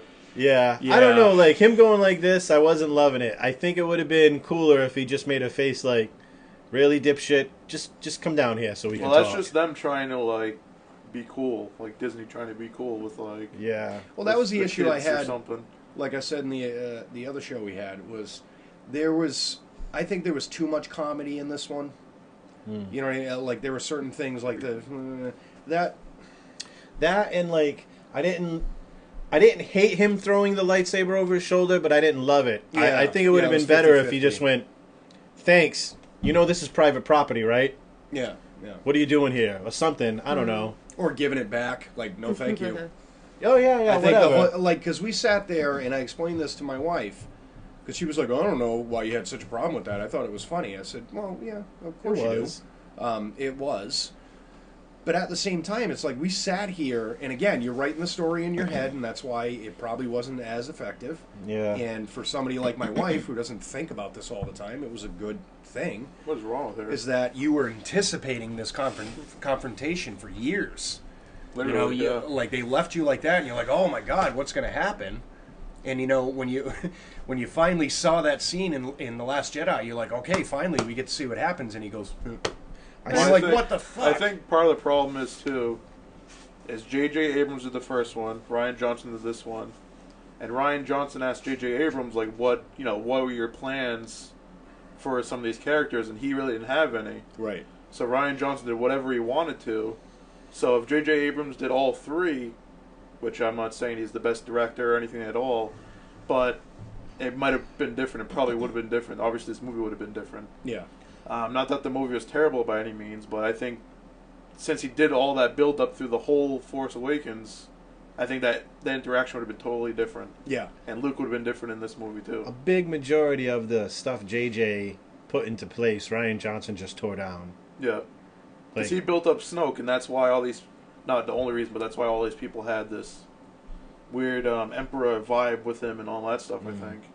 But I mean, like, okay, I just made the point, like, Rian Johnson tore everything down that JJ did, but at the same time, like, that movie was written when The Force Awakens came out. J.J. Abrams knows everything that's in that script. He didn't seem to have a problem with it, so... I don't think it was written by the time that came out. It was. Yeah, it was written. And probably in reality, he had no say with what was going to happen in it. I think he was like an executive producer. I'm pretty sure he did stuff with this movie. It's not like he was he did. I'm not allowed in the room. He just wasn't directing. This is it. Yeah, like he it's just his didn't have the franchise very to run, final basically. say. Yeah. And I don't know. I kind of liked that. He just threw it, because even at the end of Force Awakens, they're like, what's a big deal? Rey handing the lightsaber to Luke. We're going to spin this camera around this whole thing, so she's awkwardly standing there for like 10 minutes. Yeah. By the time the movie came out, I was like, good God, thank God that scene didn't last they forever. don't show it like longer and longer. They didn't draw it out. They didn't have to. It's a little bit of a letdown, because, you are I mean, it was the start of Luke's character in this movie. So it made sense. Like, I don't give a shit what's going on. I'm just here to die out. Well, that made sense, but it was just like... I know. I understand. The second time I watched it, I appreciated it more. Just for that whole point. It was like, we made such a big deal in our skulls about this, and I'd love to talk to like Rian Johnson about this. It's like, did you sit there and take all the information? Not that he wrote it or anything, but he had, obviously a big. Yeah, Rian Johnson wrote it. He wrote and directed it. Yep, yep, totally. Wow. Why am I on the show then? That's why I'm here. Yeah, he should be there. You're right. Thank you. If you contact him and get him on the show, that'd be great. If you want to talk to him, just let me know. I can arrange that for you. But I'm wondering if there was like a conscious thing where it was like, okay, he took all the information from A Force Awakens and all the shit online, and he just wanted to not purposely just say, fuck you guys, like I'm going to flip everything around, but make it more interesting where it's like, well, you guys had this built up in your head for 2 years, I'm going to just fucking twist that right around. Flip you on your head. Yeah. Well, I mean, this was done before Force Awakens, so there probably wasn't a lot of thoughts of who Snoke is, or people didn't even know who Snoke was at all, because if this was already written before the movie came out. Well, it was written when the movie came out. Like, when the movie came out, they had pretty much finished writing the second one. It's not, I mean, like, they knew, it's not like one hand didn't know what the other hand was doing, Right. I mean, people were complaining about prequels. One of the many complaints was they didn't take any chances with a lot of the stuff. Mm-hmm. So this movie takes more than enough chances, with definitely. The audience and stuff like that, and they're still complaining. The more, I'm old, so I've seen, the genesis of the internet. And I saw the beginning of the Empire and the end of the Empire. I'm actually Snoke. Snooky. Yeah. He likes to be called Snooky. No matter what you're going to put out there, people are going to be pissed. You know what I mean? Like, this entire society's vagina has sand in it. You know what I mean? And no matter what you're going to do, people are going to fucking bitch and moan. True. And I can't please everybody. Right. Initially, when I saw the movie, I was a little disappointed because, again, like I said, I had it written in my head. There were tons of stuff online and blah, blah, blah. And I think that was a problem with people saying they wanted it out of canon and all this stuff, is that they think, for some reason these people are, don't take away the fact they're hardcore fans, but they think they have, like, a say, or they have a, stock in the fucking franchise. And nothing for nothing. Like, that was a big thing with George Lucas. He's like, it's my fucking movie. Like, you know what I mean? Like, if I do it wrong, then it's fine because it's my movie. You know, you guys aren't dictating basically how I make my movies. Like, I'm the one that invented Luke Skywalker and all this crap. Don't tell me how to fucking do this. I think that's part of why he sold the franchise, is because he didn't want to do Right, he let it get anymore. to him. He let it get to him. He's Where, like, okay. where J.J. Abrams and Rian Johnson, I give them the utmost respect because they've been very professional in saying, like, you know, fine. You know, and my big thing is, because I'm a wrestling fan, Vince McMahon is very good at saying, I don't care if you hate a person or like a person, you're still reacting. You know what I mean? Like, Roman Reigns is a prime example because he walks out and everybody fucking boos. But you know what? It's a reaction. You know what I mean? It might be negative as shit, but it's still a reaction. This movie is still going to make $1 billion. People that hate the movie are still going to go to the movie theater 4, 5, 6, 7 times. And they're talking about it because they hate it. Right. So it's still getting the clicks. And Right. if you go to like yahoo.com, there's literally 15 to 20 articles if you scroll down of different things in the movie. Right. Compared to one of whatever else. Right. So it's still getting the clicks, still getting the talk, still people talking about it. And obviously, this is our second show about it, so important people are talking about it. Right. Right. And I feel better now my existential crisis has ended. Because there were a lot of people who said, you know what, I thought about it, and I like it. And I'm like, oh, thank God. And then maybe the next time they come upon something where, you know, you have a problem with it as soon as you walk out the door, maybe you'll think twice about it and be like, all right, let's take a breather. Maybe it wasn't so bad. And that makes me feel a little bit about the whole universe as a whole. The thing is like, people have just forgot how to just, like, go and enjoy something. Everyone's got to be a critic. Everyone's got to be an analyst. Yeah. You know what I mean? Everyone's And gotta have a you're podcast, ruining. You're ruining the those product fucking for guys yourself. suck. So, like, the second time, you know, obviously I'm on this podcast and I have to, you know, read things and, you know, I know the knowledge of the books and we all do and all that stuff. But that's the conscious decision I had to make when I went into it the second time. I said, you know what? Take all this and throw it out the window. Right. Just Do what Kylo says. Kill the past. Kill the fucking past. Kill it. Smash your helmet and go. Right. Yes. And because if you're going to analyze it too bumper much sticker. or any Smash of that your helmet stuff, and go. you're gonna just hate the product. You know, because you're just going to constantly be like for instance, you know, I do video editing obviously and all that stuff. Mm-hmm. And I found myself whenever I was watching a movie, I wasn't enjoying it because I'm looking at the lighting, I'm looking at the coloring, and I'm looking at the acting as a fucking analyst and all this stuff where I really had to make a conscious decision to say, just watch the fucking movie. You know, forget who's in it, forget, you know, all the you know, behind the scenes shit and the lighting and the fucking storytelling and the editing, and just forget it and try to enjoy it. And that's what I did the second time. I just said, okay, just pretend you're a Star Wars fan and watch it. That's it. Just pretend. I do that with military movies. I overanalyze them. Yeah. It's like little things like, you wouldn't fucking salute indoors, dipshit. Why are you doing that? Yeah, exactly. Exactly. And I do feel like, you know, that's good.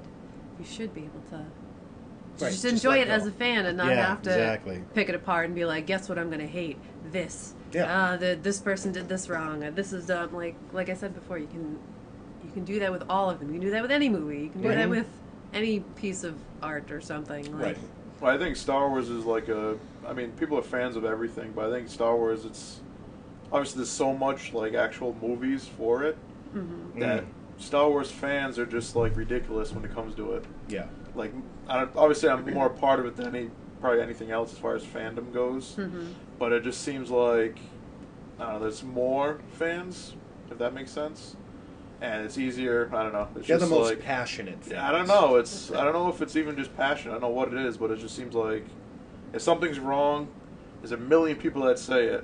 But if there's something wrong with friggin' like some cartoon or something, you don't hear about it. Like I said, if you go to yahoo.com or whatever, I'm not promoting them. They don't pay for anything on this show or anything like that. There's 1,000 articles about it. But if there's someone trips on Dancing with the Stars, you see one article about it. Just for example. Sure. Not that I watched that. That show sucks, I swear. There was that Rick and Morty thing where they were going to put Szechuan sauce in the McDonald's, and like one guy But went. even that, it was like one article. Yeah, one guy went and he couldn't get his Szechuan sauce, so he started like jumped up on the counter and stuff. I was like, That's pretty intense. They should wrestle him to the ground.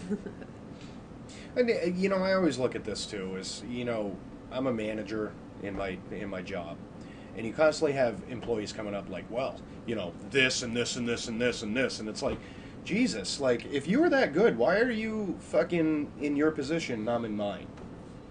You know what I mean? I look at it the same way, where it's like you got all these fucking internet people that are like, oh my god, they're ruining the saga and blah blah blah blah blah. But at the same time, they're all just sitting in a corporate office, just counting all the millions of dollars that are flooding in from that. At least we're sitting at a beautiful studio and we Right. talk about it. They're Yeah. all on their interwebs in their parents' basement. At least I'm in my own basement. Right. You know what I'm saying? Right. It's He just pays like- for his basement. That's right. So, how do you guys feel about Rey's parents being Loved it. not Loved it. nobody like Anakin's dad, but in the grand scheme of things, they're Anakin's nobody. dad was midichlorians because he magically Yeah. showed up because he's a magic baby. He's Space Jesus. He's Space Jesus. I loved it because we've seen it. We've Yeah. seen it. Well, Where the it's thing like- is, Anakin came from nobody. that's from what nothing. Kylo says to her, but I don't think she fully knows or really agreed or understood. Like, I'm fine with that happening because there was so much friggin'. She's fucking Obi-Wan's kid. She's Luke's kid. She's blah blah Yeah. blah's kid. There was way too much of that, like you were complaining about earlier. Yeah. So I'm fine with that. Yeah. But one thing, since you brought it up too, and like a flashback scene in Force Awakens, she's like, "Oh, please come back" when the ship flies away. Yeah. And that ship is, if you look at it, of course I've looked at articles. It's like a high-end ship, like a Naboo ship or something. Like, it's Really? a shiny friggin' silver ship. yeah, it's So not like a her junk. parents were obviously she could have been saying come back to anyone. Somebody over there. But the camera if was her just parents pointed are up. some scum from friggin' Jakku, Maybe they're not they going to just, be flying her away in this high-end friggin' maybe they just worked shit. on it or They're the something. chef, The crew. yeah. The chef. But, I don't know, to get but- back to the scene that you're talking about, watch that now, and you see her screaming, "Come back!" and you know that's her parents. That kills me. Isn't that bad? Yeah. That just makes that scene a million times fucking worse than when you thought it was Luke Skywalker dropping her off to hide her or something. It's Yeah, a but you million don't really times know worse. who it is. That's the thing. Huh? You don't know who it is necessarily. You don't know. Yeah, but now you're assuming it's her parents, and if that was her parents who dropped her off, you get the impression now. I guess I heard her parents just sold her off or something because they were Yeah. junkers or some shit like that or whatever. That scene now with her crying just. But here's the thing too, and I'm thinking back to the end of Revenge of the Sith. This could just be a bullshit story that Kylo's fucking saying. Oh, True. yeah. You know what I mean? Well, that's why I That's wanted what to- Moose is saying. Yeah, that's Right. why I wanted to make up the point that she Yeah. wasn't like, oh, that's true, that's what happened. Right, because my big belief is that the Emperor killed I Padme. agree with both of you on that. You know what I Could- mean? could Like go I've either way. I've always said that the Emperor Palpatine killed Padme. But when Vader is Vader, at the end of the movie, he's like, "Where's Padme?" And Palpatine's like, "Oh shit! Well, you killed her." You know what I Yeah. mean? And that You pissed him killed off and her? probably fueled him for the rest of his life. Is that he thought to Guaranteed. himself like, Oh, "I you saw killed my that Emperor wife." smiling Right, in that scene Are you as trying well. to tell me that the Sith lie? a little bit, little Okay. white lies. Sometimes. All right. No, yeah, it could Little be dark either way. lies, I kind of dark side hope that lies. they're nobody because I like that story Yeah, I like idea. that idea. But they could still be Han Solo or anybody that we know already. They kind of made it vague as if they might play on it, and maybe that's another red herring. It's like the 5th or 6th one in Last Jedi, where they're like, maybe it is, maybe it isn't. Maybe it's Nien Num's kid. Maybe Oh, that's that's why why he's they still in kept the him mix. around. Right. I can see the resemblance. You didn't Right. think of that, did Yeah. you? No, but he should die. Why? Seriously though, all jokes aside, why is this guy still in this movie? He's fucking old as shit. How come he hasn't gotten promoted from fighter pilot? Yeah, right. He wasn't even a fighter pilot. He was a co-pilot on Millennium Falcon doing nothing. He doesn't. But I mean, now he's still just. Londo, I love you. But even His now, name's he's Londo still just now, a by the fighter way, if you pilot. didn't notice. Yeah. How come he hasn't gotten promoted? Maybe He's he's got not promoted good. to not dying. What's better than that? Well, that's why he's not dead, because he wasn't put into a Yeah. position of dying because he he's wasn't. not He wasn't on the important. bridge. He wasn't important, so it made him made out. He's just a cook. He was or in the something now. toilet, like fucking 2 floors down. Oh, uh-oh. Yeah. That's gross. Behind the That guy scenes stuff, sucks. guys. I don't like him. Not so much I don't like him. It's just like, if they're gonna have him, why is Lando? I know he's in real life he's sick or something, but He's not needed. He does nothing for the movie. Just one Nothing. poster, Employee of the Month. I would have been happy. Right. Or even just a quick walk by. Yeah, really. Anything. Throw me a bone. CGI fucking Lando. You did it with Princess Leia. Right. Give me a CGI CGI Lando Lando. isn't sick. Then That's you'll get a true. lot of fans being I like, checked. "Why is there CGI Lando? They shouldn't put him in there. That's disrespectful." Blah blah blah. Because Yeah. he's old and sick. Right. You sandy vaginas. So the most important thing we need to my talk aunt's about name. the crystal foxes. Right. Cool. Those are adorable. But So they those were weren't like needed either, though. It there sounds were like a three stripper cute name, little though. animals: the porgs, the foxes, which I think are Voltex, something Voltex, like that, yeah. which is almost a Pokemon, Yeah, Vulpix. and the space horses, which were Farfeet or something like that. I can't do Farfeet. I don't know. Crystal know. Fox is a stripper name, by the way. Yeah, It it is. is. That's a good name. That's I gave her a Tony's couple bucks stripper before. name. Oh, that's a good name. That's where we Oh. found him. Why aren't there plushes of the fox? There are a million little porg things. Because they're out pointy there. and they would hurt kids. That's Oh, dangerous. Yeah, you probably Kids, I can't pet forgot 'em. about the kids. Yeah, but they have, Pikachu and stuff. He has like a ponytail and stuff. Yeah, but it's Anyway. made Oh, of, It's a furry. yeah, it's tail. it's made of So, I mean, squishiness. Right. I'm sure you can find them if you really look for it. okay. Do your Crystal internet. Fox. Internet Check my stuff. eBay account. Yeah, check my eBay account. If you want one, I'll have one on there. Yeah, I'll Crystal start making Fox one. can be found at the King's Inn. Yep. So how'd you guys Special in the feel? morning. Mostly So gross. Tony and the Sleaze. What? For Mark, you weren't part of this Tony and the conversation. so I'm Sleaze. not That sounds sure. like a good spin-off. Yeah. Tony and the Feel free to Sleaze. call in though. Oh, thanks. But- Thank you. Yeah, no problem. I guess you can talk on the show. Thanks. The first episode of Geekin' Out, we dissected the whole Last Jedi trailer and everything. And It was all had, horse shit. Yeah, pretty much. But we had a feeling like We were right. Yeah. like Luke was going with like the Grey Jedi theme, like when the whole thing like, oh, the Jedi need to die. So do you guys Man. feel like they should have did that still, or do you feel like what they did was okay as far as they're still Jedi, they're still Sith, they're bad guys, but I definitely like the direction they went in with him. Like Mark Hamill said, he's like, this isn't my Luke.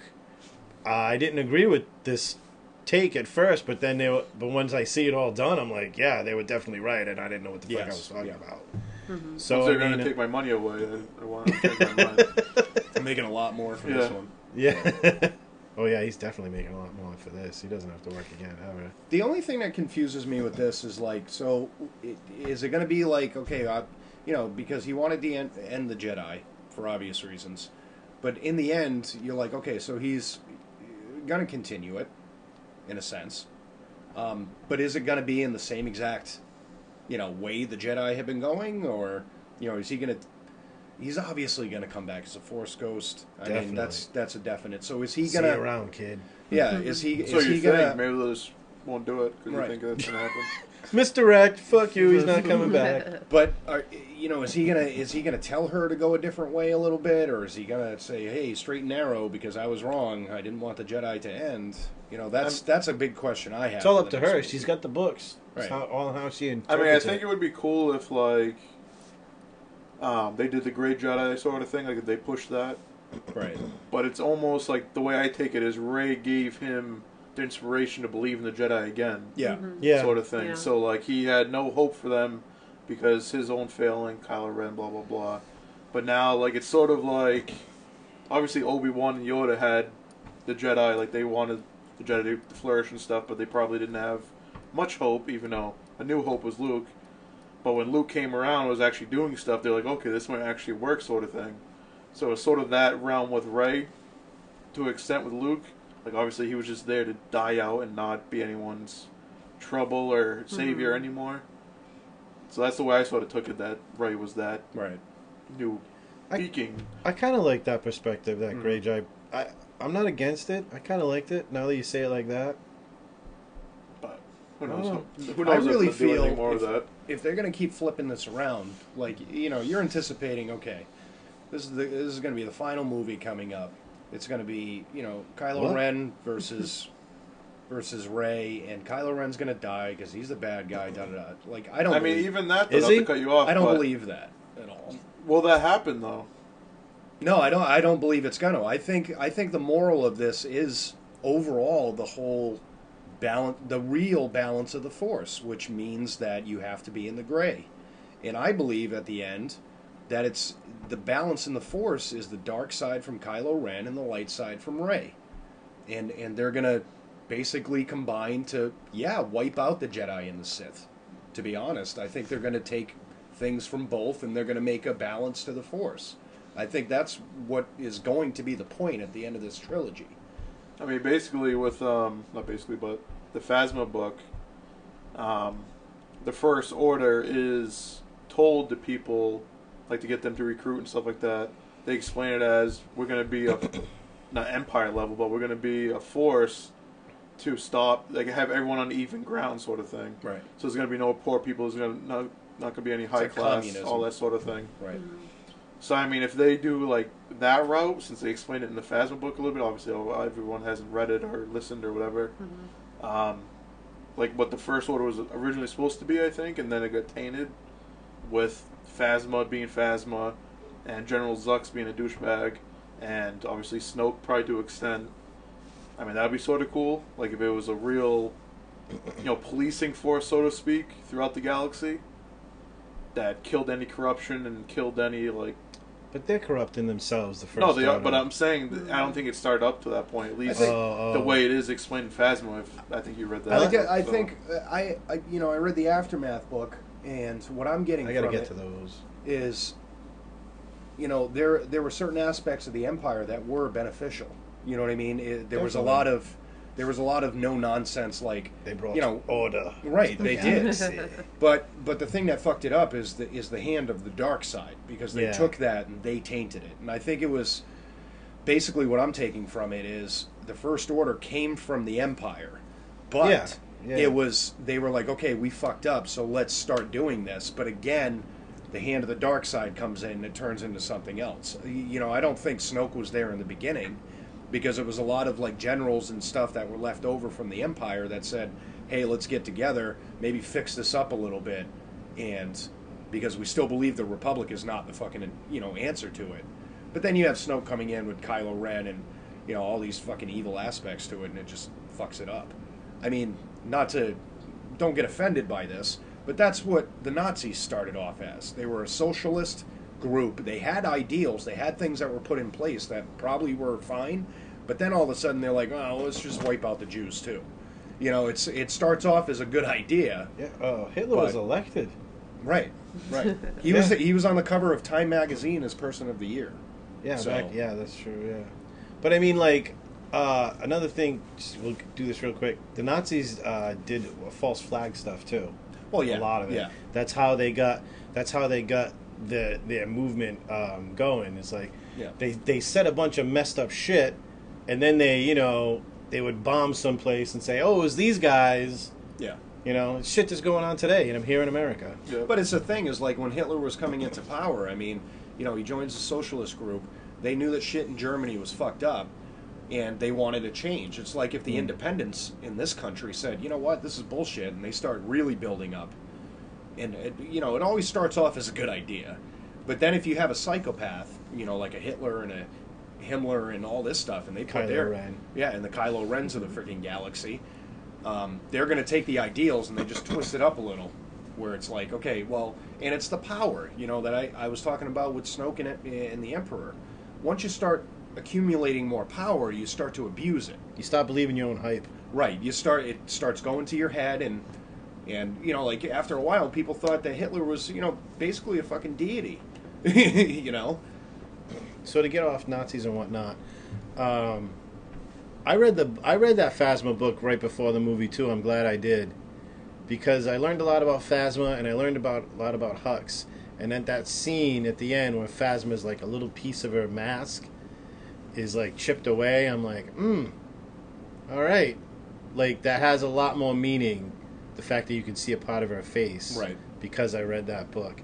And also the fact every time Hux came onto the screen, I was like, fucking douchebag. Yeah, Yeah, that's he's exactly how I felt. Like, because What the a first movie doesn't explain, fucking like, douche. really how Well, he came to power or he anything. still is without reading it, I can tell you. He Yeah, still he is, still it's is. okay. He's a douche. Yeah. Like, he doesn't even have to say anything. He just needs to come on the screen, and I'm like, you fucking douche. But he even changed between movies, I think. He was, like, a more, like, straight, narrow military guy in the first movie. In the second movie, he became this jokester, like, guy, and, I don't know, he changed his whole personality. That might have been the director or Maybe, writing. yeah, I'm not sure what it was exactly, but I know that was one of the complaints, and I sort of agree with it. I like that scene in the beginning. Still holding for Snoke. I mean, for, what's his name? Hux. Hux. Still holding for Hux. That was red hair, actually- sort of pale. I hated that. I did totally too. hated that. That was the one joke in the very beginning where I was like, "Are you kidding me?" And it was almost the same exact joke at the beginning of the last one when Poe was with Do I talk? Do you Kylo. talk? Right, and You I talk? was love like, that. if I you love said that, that to Darth Vader, he'd punch her throat out. Like you'd be gone. So I was like, all right, I guess Yeah, Kylo Darth Vader Ren would've lets chi- you get away with that for whatever reason. Well, he needed information, I guess.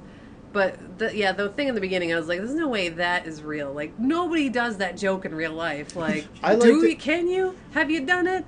Let us know if Apparently you've have successfully done Apparently, the." have call holding in Star Wars now too. That's a new thing. That's Yeah. a thing. I liked it because I didn't get it at first, what he was doing, and then when I got it, I was like, oh, that's funny. That's a I joke. liked it best when Hux's buddy, or like one of the other military guys, was like, he's fucking with you, dude. Yeah, he had to explain Holy it. shit, Yeah. he's fucking with you. See, that's what made it funny the second time, is the guy that had to explain it to him after. Okay. It wasn't the whole thing, because I was still like, oh, Right, what a bad right. joke.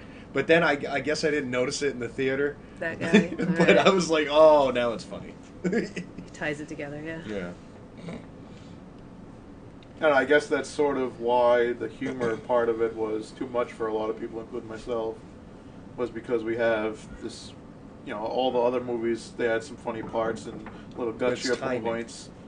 But I think this is too much overall. I think it's just the kind of jokes and the way they do it, who they do them with. Yeah. It's just not, it's bad writing. It's a You little- can put a joke if you don't notice a joke. That's the thing, is you know it's a Right, joke. right. A good joke, you don't know there's a joke, and that's what's funny about it, is like it just catches you. Yeah. It This is like, definitely guess was- what's a joke? We're making a prank phone call joke, everybody. You've all done it once? Yeah. Have you done one? That's what we're doing. I agree, it definitely was ham-handed.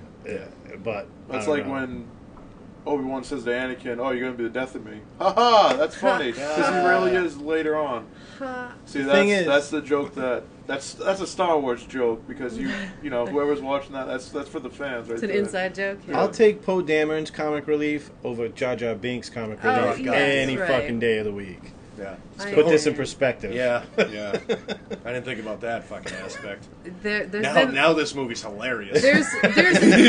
there's other kinds of humor that they've experimented with. Well, I don't think Jar Jar was trying to be funny. I think he was just a Retarded. shitty character. Yeah. He was supposed to be. Yeah, I funny. mean, he was just saying, "Oh, I speak. Oh, ha ha ha. Oh, let's go there." And it was Me just talk like, funny. Yeah, I don't think it was. And he's even shitting in Clone Wars, like the cartoon. Yeah, he has one episode all to himself. God. It's everything. It's the bad jokes. It's the horrible accent. It's the tone of his voice. But you look at Captain Sucks. Tarples, like he's not bad. He's not a bad character. Tarples? Tarples, that's his name, right? Tarkin? No, Tarples. the Gungan captain. Yeah. Oh. Dude, you got me, Nick. I did not know that motherfucker's name. I'm like, Oh, okay. Tarples? I was like, wait, You're am I just making saying shit it up wrong? now, motherfucker. That guy is not bad, and he's No, not, he's not huge It's in the movie, it's but the he's voice. The I don't voice know, is I don't fucking know. annoying. Yeah, he Maybe wasn't that's bad. what He it had a is. bit of an accent, but not too bad. He's also not Tarples. tripping over his own 2 feet every Yeah. 2 seconds Tarples. either. Tarples. Me talk Tarples. funny, me fall down, me make joke, me lick things. And Tarples. it totally ruins it when he's being serious, like when he's talking to the person that he thinks is the queen, which really isn't the queen at the time, but it's like, "Oh, you think Tarples. people are gonna die?" It's like, is that a joke? Like, I'm not sure. The rest of the Ha ha movie, ha! you're Oh, funny. don't laugh at that part. Yeah, it's like, what the hell? Right. But Poe isn't that bad.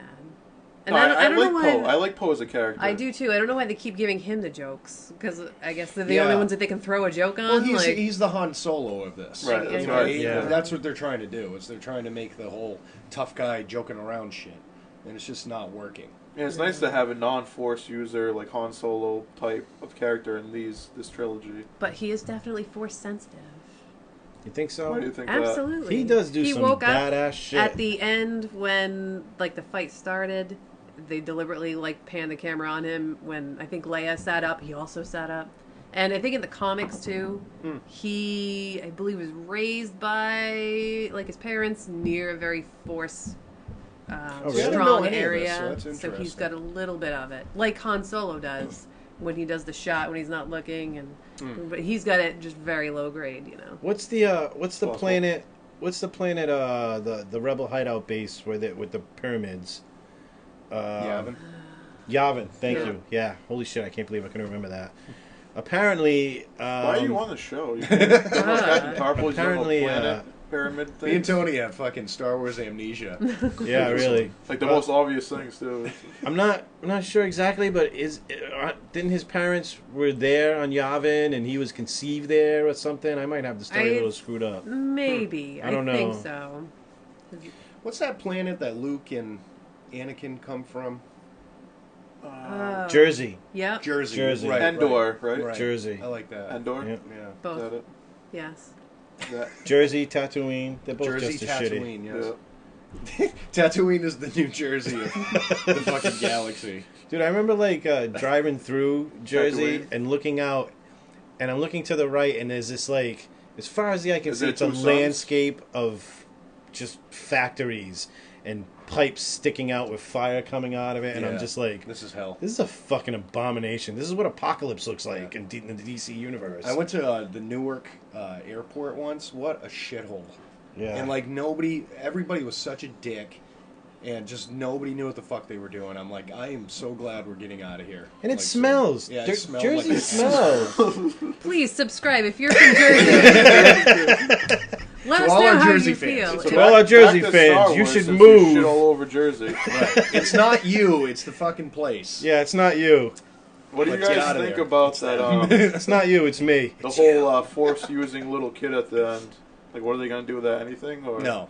Well, it's a nod to Rey and to Anakin. Like, this is, you An don't ordinary have to person. be. Your parents don't have to be fucking important for you to come up in the world. Right. Like Rey came from nothing. Anakin came from nothing.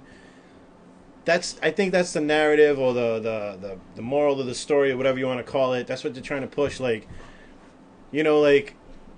awesome people don't come from rich parents. Awesome people come look at from me. people who,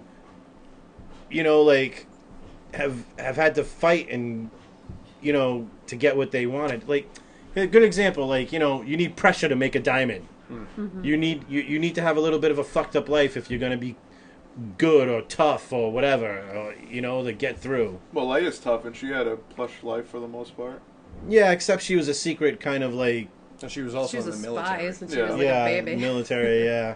And 'Cause she would obviously have that's real life. So that she makes would have sense. made a Yes. better Jedi than fucking Luke. See, that's why I believe the whole, and I'm probably going to be wrong, but that's why I believe the whole, thing about Rey's parents is that they're nobody, because they sealed the deal with those scenes at the end where you saw the kids playing out the fighting, this is Luke Mhm. Skywalker, and you saw the kid with the thing and his ring, and That was cool. yeah, I think it's what I read, and this is another thing that turned my thought processes on especially Luke in this movie, is that what Luke, I feel, is doing in this movie is he's building up himself as a legend. That's what he's doing. He's building himself up as an inspiration. So it's not really so much like what he actually did, but it's what the legend is going to build over time. Because if you remember in The Force Awakens, basically everybody thought the Jedi were a myth. They thought Luke was a myth. And I think in this one, it was basically him building on that, where it's like he's going to inspire, like all the actions of what he did in The Last Jedi are going to inspire all these other people to say, you know what, like I'm capable of doing this. Mm-hmm. You know what I mean? Like if Luke Skywalker did this and I can pick up a fucking broom, maybe I can take on the First Order. And I think they did that very well in the end, where it was like, already news was spreading around about what happened on Crate, because the kids Yeah. are already, What do you think? I'm going a to take on the hero. First Order with my lightsaber sword, my light sword all by myself, Yeah. my laser sword. Yeah, so I think the Jedi will change in that aspect, where it's not the actual physical things they do, but it's the way that they do it, and it's the inspiration that they're building for people. We're going to get a new incarnation of the Jedi, too. Yeah. Maybe not even call it Jedi, whatever they're going to do, I don't know. But we're definitely going to move away from that, but at the same time, it looks like they're going to keep it as a core tenet, because Rey did steal those books. Well, yeah. And also, I go back to the Darth Bane books. You know, one of the big good. Yeah. But one of the big things that Bane saw when he was talking about, I think they were called the Brotherhood of Darkness or whatever, the Sith back then. And the Army of Light. Right. That's when they had cheesy names for everything. Right, it was stupid. But he looked at that and said, you know what, this isn't working. You know what I mean? Like we could be bigger than this without all the numbers. And that's when he wiped them out, and he basically said, like, there's only 2, okay? And then we're gonna really think this out. And he changed the whole dynamic of the Sith. He believed that, like, having that many people were diluting the Force throughout all those people. Right. It kind of makes sense.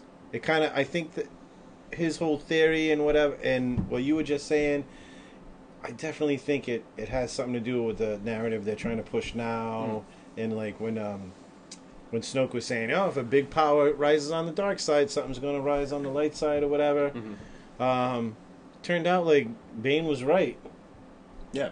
You know, like, you got to keep it small, otherwise they're going to come after you. Well, it's going to get fucked up. Well, it's the same thing I was saying with the whole power thing. The bigger you get, the more diluted it gets, like you said.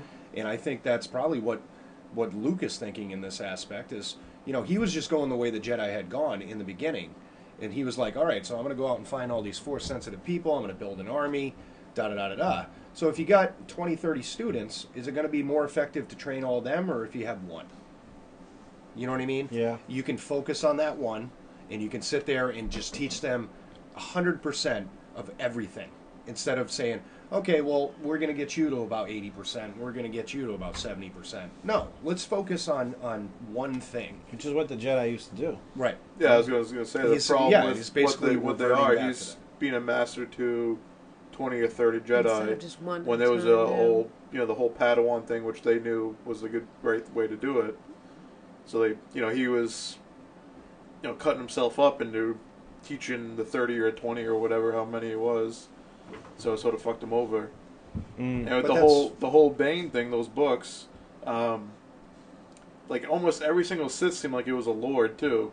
Yeah, so everybody was a Lord. There was no strive for power for the dark side, at least. It was Sith to like communism. Get better and better and take over each other. Like they were content with being Lord of fucking magic, Lord of sword fighting, whatever. And everyone was just cool with that. It wasn't like any strive for power or anything. So it was just like. And then they started giving out Lord titles like it was fucking candy. Yeah. And like I said, Sith communism. Everybody gets some, but it's never quite enough. Well, the Sith had the same problem with as the Jedi did in the end, where it's like they were thinking it's quantity over quality. You know what I mean? Where it's like, is that what I mean to say? Quantity yes. Yeah. Okay. So.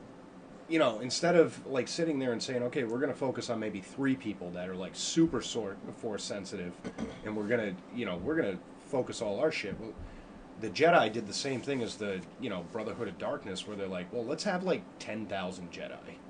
You know what I mean? Where it's like, because there's no way that we can be toppled. Well, Palpatine, I think, fucking knew that. He's like, he knew that the Jedi were getting too big, and that they were getting too into themselves. He knew he needed that war to misdirect. Yeah, right. Well, not just that, but the war. How many conquer. Jedi got killed during the war? Right. Oh yeah. He used the war to friggin' not only put just everything over here while he was doing other shit, but to kill off Jedi. You got to think about it that way too. Took a big chunk out of them just by putting them in the war, by having them go fight. Right. And exactly. Moose, we talked about this too, where it's like the whole scene where Mace Windu goes in with other Jedi masters and even council members. And Palpatine just wiped them out. Yeah. You know what I mean? I didn't like that at all, but that's a prime example right there. Is that you easy. think that these old Jedi were so powerful and da-da-da. Well, no, I don't think so. You know what I mean? That's why, like, you have a Yoda that's powerful. You have a Mace Windu that's powerful. You have, like, an Obi-Wan Kenobi that's powerful. Well, you they know? were never meant to be an army to begin with. Like, Yoda had a big problem that they They're were more like- out fighting, like, military things, and they're like, that's not what we're here for. Right. supposed to be right. We're more just like supposed to kind of sheriffs. go in and be like, no, Right. no. They were supposed to, I think, what you're saying with them being inspirational, that is what they were supposed to do from the beginning, and Right. they lost their way during the whole Clone Wars, Well, and that's- everybody got... Yeah, the focus got changed. Well, even you in know? Phantom Menace, Qui-Gon says, we can protect you, we can't fight a war for you to Padme or whatever. And that's what I think they were supposed to be in Their symbol, just their very their whole presence. thing. Right. I Because it's think- going to deter, just like in Phantom Menace, it's going to deter people if you have Jedi on your side. Yeah. Yeah. Like Newt Gunray and I always forget the other guy's name, the other freaking Trade Federation dude. Like, they're like, oh, we don't dare to go against the Jedi, like just because they knew who the hell they were. They have magic. Even in Rebels, too, when Kanan first reveals that he is a Jedi after, they're supposed to be none, and everybody's like, oh no, it's a Jedi, Yeah. this is not. Like, you do get to see that, and they are bringing it back into the film, I think, with that child at the end, and, the showing the kids playing, and that Luke didn't just, die for no reason, like he died to inspire, so that he can pass You think it there's on. any, not to cut you off, That's fine, just you think there's any ground to stand on that this kid is the main character or something in the next trilogies? I don't No, I think think so. I think it's overthinking it again. Right. Yeah. I think so too. I'm just throwing it out there. to I've have a heard rumors conversation. that he is going to be Rian Johnson's trilogy, but That's I what I'm don't know. saying. That he's going to be the main.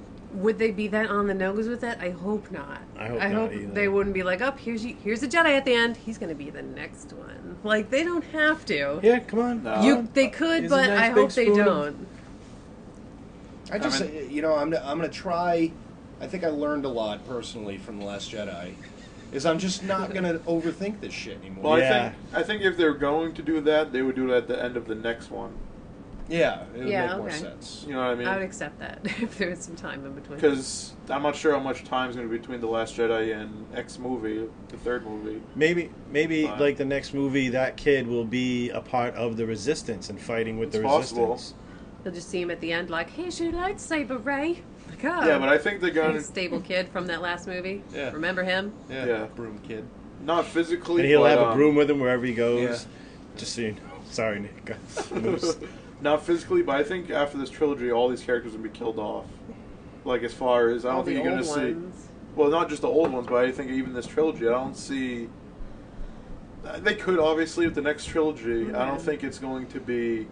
These are all episode 1, 2, 3, 4, 5, 6, 7, 8, 9. Mm-hmm. They're not going to have, Rey in the next trilogy. They're not going to have Finn in the next trilogy. No, They're not going to they're have not. Kylo Ren. So to pull this kid out of this trilogy and put him in the other one, just doesn't make sense. Mm. I mean, obviously they could. It's fucking Disney. They'll do what they want, but What I'm getting from this is that with this new trilogy, it's going to be like on another side of the galaxy. Yeah. You might hear like, oh yeah, did you hear what the fucking First Order did? But it's not going to be a big deal. It's Some just, Easter I think eggs it's and- yeah. I think they'll probably. I don't think physical characters are going to be in it, but I think there might be like references just to Right. appease us. And but I think it's all from what they're saying, it's going to be all new. It's I prefer it. yeah. I now we're think it's talking about the fresh. new trilogy a little bit. What do you think, K-Tron? What would you like to see in the next trilogy? They already said that's not going to be Old Republic, Nudity. so that's sort of squatted on. Nudity. I'm sorry. Not nudity. That's what they said. Alien. No, that's nudity. what he said. Okay. But I'm not Steve. disagreeing with what Oh. he said. Hut. No, But they already K-Tron, have I don't Star know. Wars. Because we've... where is the wave? You guys are fucking slacking. that. Okay, If you're so- gonna start with it, at least finish with it. Go ahead. Sorry.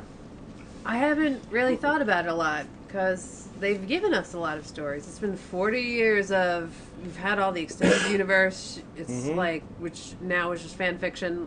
Everybody's written their own fan fiction. If you've played the It's real to me. RPG or you've played the real to games, me. like Right. they've. It's such a rich like universe.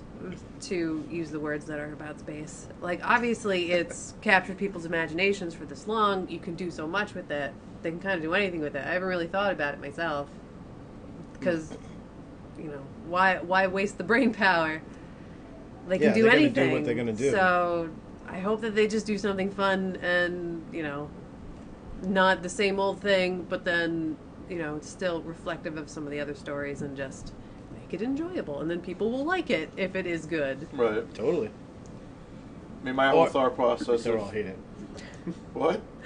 They'll like it or they're all hate it. They're all going to hate it. Oh, okay. Everybody hates everything. I just hate hope that. it's something totally different and it's after Hate that this everyone hates. timeline. So, like, you don't Continuing think... to the future, not the you don't... past. Right.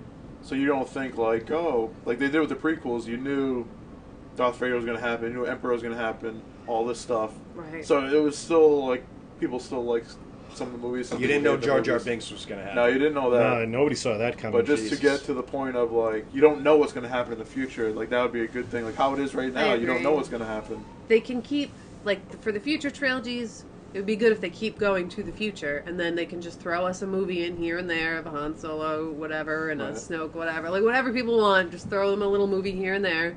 Rogue 2. And, and then keep That was the other show. keep going It's- forward. Rogue 2 is called A New Hope. Oh, yeah. Mhm. That one. So, yeah, I agree. It's the That's sequel where I'd to like them to go Rogue to. Yeah. One. It would be better, story-wise. Yeah, I wasn't too. I mean, Mandalorians would be cool. But even that, it's like, They don't need a trilogy. they don't need a They trilogy. can have a movie. They'll give them a movie. Everybody gets a movie. yeah. Just one. You want- You get a movie. You get a movie. Let's see what else. So, what do you guys think of what's going to happen in the next movie of this? No trilogy? clue. Not Han Well, Solo. guaranteed there will be a lightsaber fight. Yes. Ooh, yes. Someone would lift something with their mind. Ooh, yeah. Spaceships. Yeah, and Spaceships. That's probably a good guess. Mm-hmm. and I'm still hoping for the Poe Finn romance. I'm just Well, saying. I don't know, he does change love interest every single movie, so Yeah. it's possible to go back to Poe. He's a galactic whore. I do feel that. Oh, I like Rose. I hope he doesn't cheat on Rose. I like that they do a little bit of the bromance between them. Like, they kind little of throw bit. you some, like, oh, what? What? Finn's naked somewhere? What? There he is. Let me go help him. Are you He's okay? They did hold each other at one point. Like, they fell into each other at Very some point, close. and I was like, He already gave him Boys. his jacket. That's total, like, going steady. Dude, level right yeah, there. That's totally. true, They're like, totally going steady that now. suits you. Like, I like that Disney's I've never just, given another dude my jacket. you know, they're kind of Like, thrown come in the on. queer No. baiting a little You bit can here and keep there. it, buddy pal. Good. They can keep that up. There'll be a little bit more of that. And then Rose will be like, oh, Can I have MMF, please? I'll be the meat to that sandwich if I have to be. Finn's all like, "It's my boyfriend's jacket." Yeah. Oh, that's how we do worry. things. It's so the big on me. spaceship. If you want. It's so comfy. Yeah, I don't really have any, like, projections. Besides, obviously, this thing's happening with Kylo and Rey, and she has books, so she can go and be strong, and maybe she'll teach somebody else. I don't know. I really don't have any You should preconceived notions teach at this Chewbacca. point. Right, it's We finally... need more Wookiee Jedi in the universe. Mm-hmm. I'm just hoping they don't. You know, the time frames in these movies drive me insane sometimes. I want like a time jump. I think want, there like- will be. Yeah, I think like a 10-year time jump or some bullshit like that. You know, because I don't want like a 3-year gap and all of a sudden like Rey is like a super Jedi. You know, it's Right. ridiculous. Like from I think it was like 3 or 4 years from Empire to Return of the Jedi, and all of a sudden Luke's like a fucking master Jedi. Like, He I hung don't- out with Yoda for 2 weeks. Like, Well, come on. yeah, Dude, he good like point, lifted but- rocks. Right. He jumped I think around he was trees with a training the puppet whole in his time backyard. between that, but Yeah, got his hand cut off. He had a 'cause sucked. holocron that happened off screen to tell him what to do, right? Yeah. So how do you guys feel about the... I'll let you guys actually continue with the... what do you guys feel is going to happen in the next movie, but I was going to bring up another scene in the movie. Okay. What scene? Yeah, good. We're done. Okay, that was easy. How do you guys feel about the Luke scene at the end, which we touched upon a little When bit? he but like we kind of in the wind, fades away in the wind. No, I meant the more crate scene more than him The fading away. fighting scene? Yeah. Oh, I was like super confused at first. I'm like, why does he look? His hair is darker. He looks younger. Is the lighting that good here on Crate? But I had no idea what was going on. It took me a little while to figure it out. It was the foot swoosh, I think that Kylo did, And then Luke didn't have because when Kylo did his like little swoosh across the ground, it turned red, and then Luke's didn't, and I was like, oh. Yeah, I didn't catch on that until the Yeah, third I time. didn't see that. Shit. Good job. You're very perceptive. So, I mean, because at first I was like, holy shit, he's a bad motherfucker. How is he stopping all this firepower coming at him? Like, and he totally fooled everybody. He fooled Kylo. I like that part where he's like, if you strike me in anger, I'll be with you forever, like your father. Right. Mm-hmm. And I was Awesome like, line. and it's such a, it's such a like a little echo from the other movies. If you, Yeah. I'll become more powerful than you can imagine. Like, Yeah, but it was more of a fuck you, though. Just like your dad that you killed. yeah. That you still think about, yeah. Yeah. It was a callback to what Obi-Wan said, but it was different too, which I liked. I thought that scene was awesome. The only thing I didn't love, obviously, was this.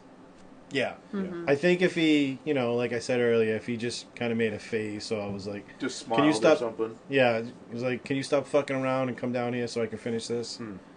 Well, whatever he wanted to say would have been cool. I think if he didn't would have love just it. sat there with a badass look on his face, Yeah, would have exactly. cemented that shit. Like, that's all you got? yeah. Because when you saw the whole thing happening, you're like, wow, holy fuck. And obviously you're like, yeah, he's going to survive. So you wanted that whole, like, badassness after that, and then he goes, Yeah. it's like, come on. And that part where Kylo's like, more, like, whoa, dude, rein it in a little bit. Yeah. Well, simmer even down. that, You're like, showing your comedy was- psycho. That comedy was stupid too, and General Huck's like, "Oh, I think you got him." It's like, really? Right. Like, it was just not needed. I mean, it was awesome that he threw General Hux like 8 times in the movie. Because I had the same feeling as you do, Tony, that I hate the guy because of the Phasma book and all that stuff. Yeah. So that was cool. But There was one, go ahead. like, if you looked at it, the way that we've been bitching about the comedy, you probably think it wasn't funny, but there was one time where General Hux is, like, mimicking Kylo Ren, and he's at the thing, and he says something, then Hux is behind him and says the same thing. He just looks back. Oh, And yeah. I thought that was fucking hilarious. I mean, the comedy was funny for the most part, but it's I was a bit still much can't sometimes. like wrap my head around this is a Star Wars movie that it should be this funny sort of thing. I think that's might be more of like if this movie was alone, which is sort of we said with Force Awakens as well. As far as like it being close to the New Hope, that's why it was sort of shitty. Well, part of the reason. But if this movie was alone, I'd be like, oh, this is funny. This is a friggin' sci-fi opera comedy sort of movie. That's fucking great. Like if this was the first movie in Star Wars, probably everyone would have loved it. I think they were trying to make the jokes Whedon-esque. Like I think if Joss Whedon came in Yeah. and wrote all the jokes, they would have been perfect. But I just don't think they were funny. yeah, I don't know. I didn't hate the jokes. I liked the funny stuff. But it was a bit much sometimes. I don't know. That didn't ruin it for me though. I'm fine with it. When I saw that scene again at the first showing that no one's ever seen before, $30 tickets, so I'm like, Helmet yeah, postcards, go. full theater, of course. So everybody else in this theater is also the first time they're seeing it. They spent $30 to sit in the stupid seat too. They got duped. Right, Just they all like got you did. duped. You guys all got cards.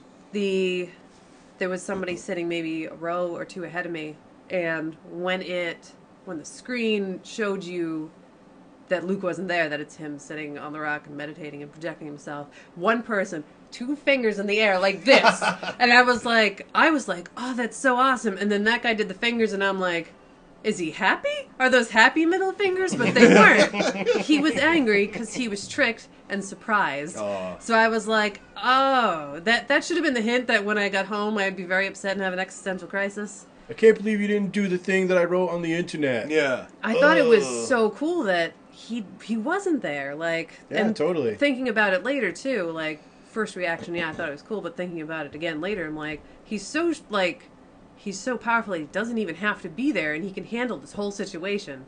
He's like, you know what, I don't even have to fly there and swing around my lightsaber. I can just project myself there, make people think I'm there, and my very presence, just like the very legend of having me standing here, is going to change the aspect of this fight. Like, he just knew he didn't even have to be there. He didn't even have to, like, not necessarily lower himself to go and do it. he just, he wanted to be out of the game, and then he kind of got pulled back in, but then he figured out a way to make himself there and still help and still not have to, like, physically be there, because if he died afterwards, so maybe he couldn't have been, like, maybe it would have killed him to go there and do it too. Like, maybe he knew he couldn't have made the flight or something. Like, he couldn't get there in time. Who knows why he didn't actually bring himself to do it. But I think that it's much cooler that he didn't. Even though it would have been cool that he would have been there and it would have been so awesome. Well, that's but the it's thing so is, badass that he didn't go. Like, well, that's the thing is people wanted the easy thing. They wanted Luke to be swinging around the lightsaber and da-da-da-da-da. And that's what pissed a lot of people off, is that they wanted... First off, they were selfish about it, and they're like, like we've all been saying, they all sat there and wrote it in their heads and wrote down notes, and this is what's going to happen, and it's fucking gospel because it's me, because I'm so selfish. And they said, okay, well, Last Jedi, this is where fucking Luke's going to, like, wipe out everybody with his lightsaber. But what they don't think the big picture, like you said, was he's more badass for doing that. he really And is. not showing up and doing it, like, and more powerful than actually showing up and doing his fucking lightsaber And, shit. like, He would have cleaned house, though. character-wise, too, like, the last thing he did holding a lightsaber, besides throwing that one, was holding it against his nephew. And, like, what a piece of shit he feels like. Right. Like, he's living in isolation, sipping blue boob juice, and... Like, he's gonna go pick up his lightsaber against the very same person that he picked up a lightsaber against before, and, like, that's gonna be tough for him if he did have to do that. Maybe he didn't want to, and he was like, you know what, I got a better idea. I'll pretend to be there. My only problem with that whole thing is that the dice that he handed Leia, they disappeared, because they were magical, not really their dice, but why were they still there? Like, somebody came and picked them up again later, right? Because it was a focal point. It was something for him to focus on. It was something that he was connected to and she was connected to. Right. So, like... And maybe he wanted Kylo Ren to see that. That was Kylo who picked it up. Okay, yes. That lingered, and he was already dead at that point, I think? But they were still there? I can't remember the timeline. It happened kind of quick. I haven't seen it again yet. Yeah. But I was still like, why were those dice still there? I forgot that those weren't real. So, but I guess that they'd be a focal point. I could believe that. Because I believe in the Force and space magic. Right. I can believe that that's real. Right. Yeah. I'm cool with that. I can suspend disbelief. I don't know, like, I feel like a lot of the things they say, like, oh, this doesn't make any sense, this doesn't make any sense. Like, for me, it's like you're saying that about the dice, I'm like, oh yeah, it's just a focal point, That now that you said that, I'm fine with it. Like, you I'm okay with that. can read stuff like that in fucking Wiccan, Yeah. you know what I mean? But I mean, like, one of the other things they talked about in the that they were pissed off is, like, the chase scene, the slowest chase scene ever, with when the First Order is chasing the Resistance ship, and they're like, why didn't they just go into hyperspace and then get in front of them? Like, okay. Like, dude. You know Where why? the guns are? Because if you just turn on your hyperspace fucking engine for a second, you're 3 days away. Right. Like, come on, dude. That's It's like a thermal and that's booster. Yeah. It's like, yeah, okay, now I'm in front, but it's 3 days before they get to me. And that was the whole plot of the whole movie, basically, was that was the middle part of the movie. So if they just did that, it'd be like, okay, what the hell's the point of any of this? Why were those bomber ships in the beginning? Like, why didn't they have any shields? And why are they so slow? Yeah, Those were are dog disappointing. shit. They should have just had Who the designed that? The Yeah. Y-wings still were just as good as that. Like, there are planes that exist now in reality that are filled with bombs, and they fly fast, and they still drop bombs. They even have stealth capabilities. So I don't know why you'd make a really slow bomb-filled, Were they going so slow unshielded... because they didn't want to knock any of the bombs over? Like, oh, really careful, like bull in a china shop kind of thing? I don't know. But you I fly mean- a regular plane really fast. I mean, it pushed like I don't know. the I agree Poe, with you. The Poe interaction in the beginning because he had to kill all the surface friggin' guns. Otherwise, they would have just got blown up instantly. But it just those bombers sucked. They were Yeah, it they seemed were like a a little bit bad garbage. idea, like a bad game. The visual aspect of the bombs falling was cool, but the bombers themselves sucked. They should just have the Y-wings still if they're gonna use like shitty bombers. I just need to say that. What was Those the are other garbage. one? They have another bomber too, the B-wing. Yep. That's why they looked like B-wing bombers, but they were shitty. Yeah. They couldn't fly around, and why don't you just keep a B-wing bomber? Maybe that's all I they don't know. had because they're, working The with what they budget? got. Yeah. It just wasn't in the budget. Budget cuts. We needed old shitty B-wing bombers. Right. So a few things with the Luke scene that I thought of. One, Yes. he wouldn't have had the lightsaber because I think that's the one that blew up with between You're exactly Kylo and right. Rey. Yeah, that fucked me up too. I was like, he didn't but- have a ship to get off that goddamn planet. There was the X-wing in the water, right? Yeah, but the friggin' wing was his door. Yeah, Oh, I yeah, didn't see that. yeah, that's true. So that thing was just, I don't know, they probably could have fucking did it, but in the time frame or something. Plus, he didn't have an astromech droid to plot a course through hyperspace. Yeah, right. But then again, how the fuck did he get there? Never mind. Go The on. Force. Well, my The first Force. thing was like, why the fuck does Luke have a haircut right now? I didn't notice. I must have been like, Like- this movie's so nice. I didn't even... So right off the bat, I'm like, either this is really shitty filmmaking or this is not as it seems. Yeah. But I still thought he was there somehow. I was like, oh, maybe he, went through supercuts in the way, and like he's just there to hang out. And I Really died really, as shit. I really wanted him to be there. Just for Jedi. But I think Just it for was, Jedi. I really wanted him to be there, but I think it was because like the things you read, about the extended universe and shit, all his powers, freaking twirling thousands of lightsabers by himself, stopping starships from the fucking sky and ripping them out of space and all this bullshit. Like, you want to see some of those powers in this movie, even though those aren't canon and all that stuff. So I think that's what I was sort of expecting them to do.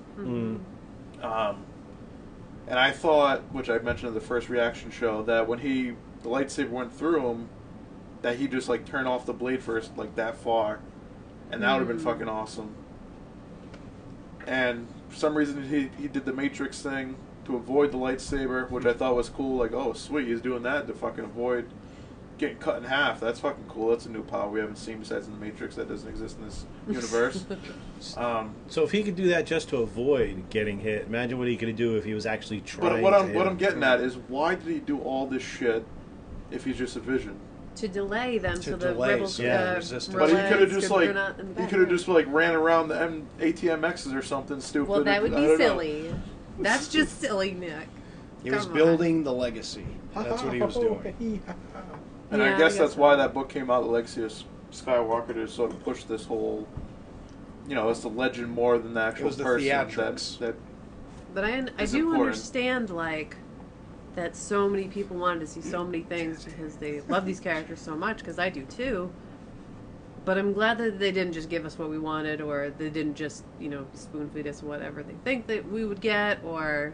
Right. And even, like, the actors themselves, like, I don't think Mark Hamill could do too much. They could obviously throw in extras and things like that, but then you think, like, I don't know, that guy did that move, come on, like... Well, they did that with Dooku.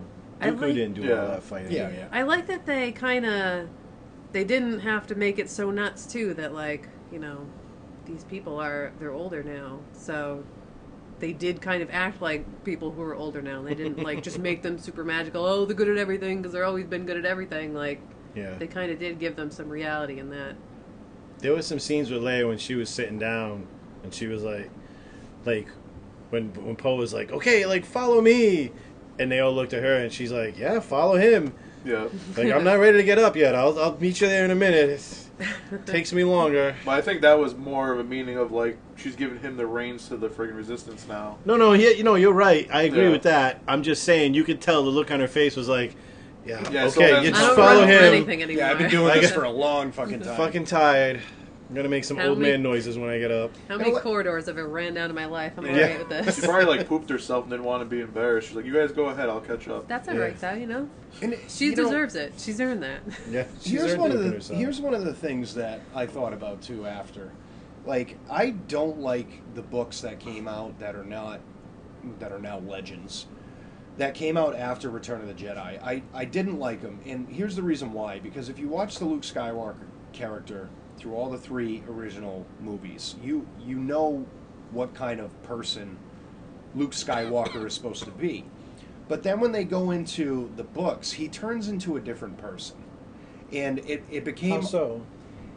He just, he became more of more of an over-exaggerated Jedi, and it was sort of like the character was changing, where you didn't get the the Luke that you saw in the fucking pie-eyed movies. farm boy. Right. So when I went in with new eyeballs, the the next 2 times I watched this movie, the Luke Skywalker in this movie is the Luke Skywalker from the original trilogies. Yeah.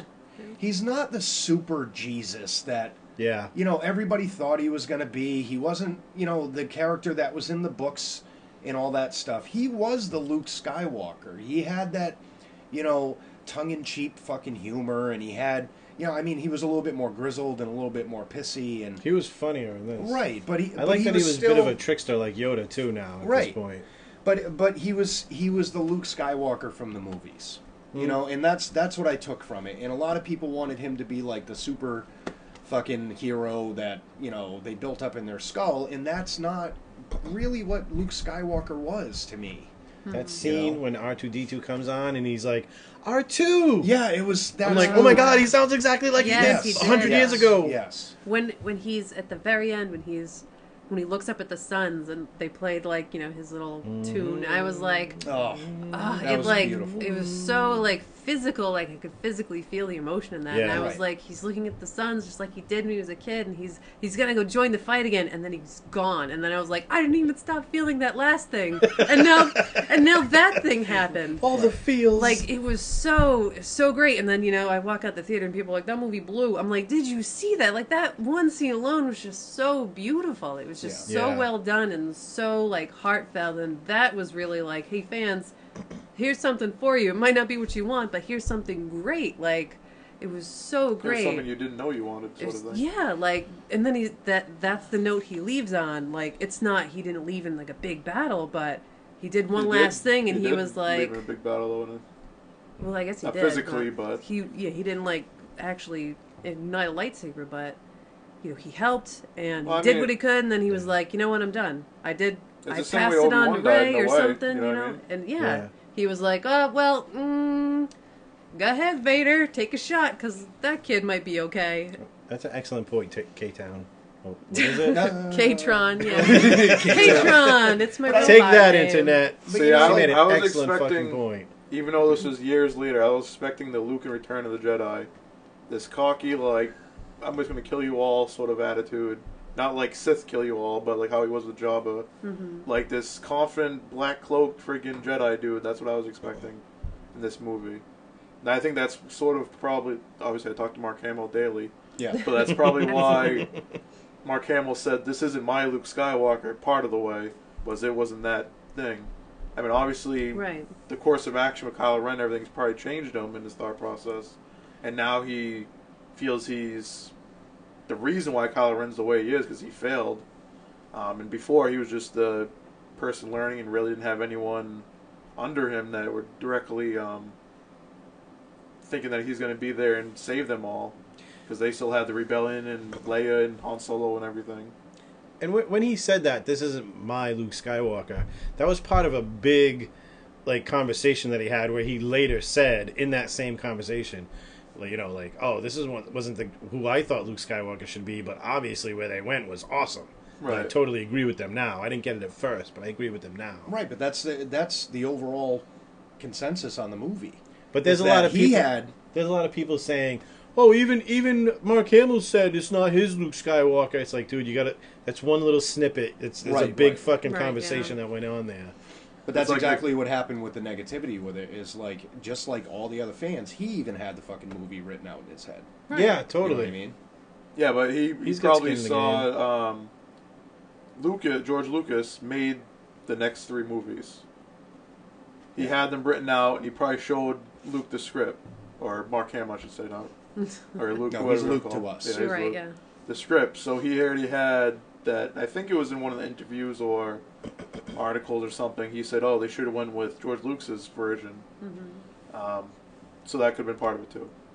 Yeah. Maybe. So he had a preconceived like what the next 3 movies are going to be because George Lucas already did the work, and he was obviously he talked to Kathy Kennedy, whatever her name is from Disney. That's it, Kathy Kennedy. And said, "This is my ideas. This isn't my franchise anymore. I sold it to you, but this is what I was going to do, and they just were like, who That's knows what nice. they took from. Whoop. Yeah. They did Just like the throw. lightsaber. Yeah, really. So who knows how much, if anything, they took from his ideas.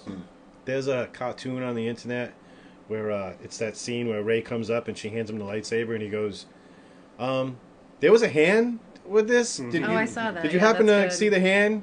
Because I got to tell you, this thing really chafes, if you know what I mean.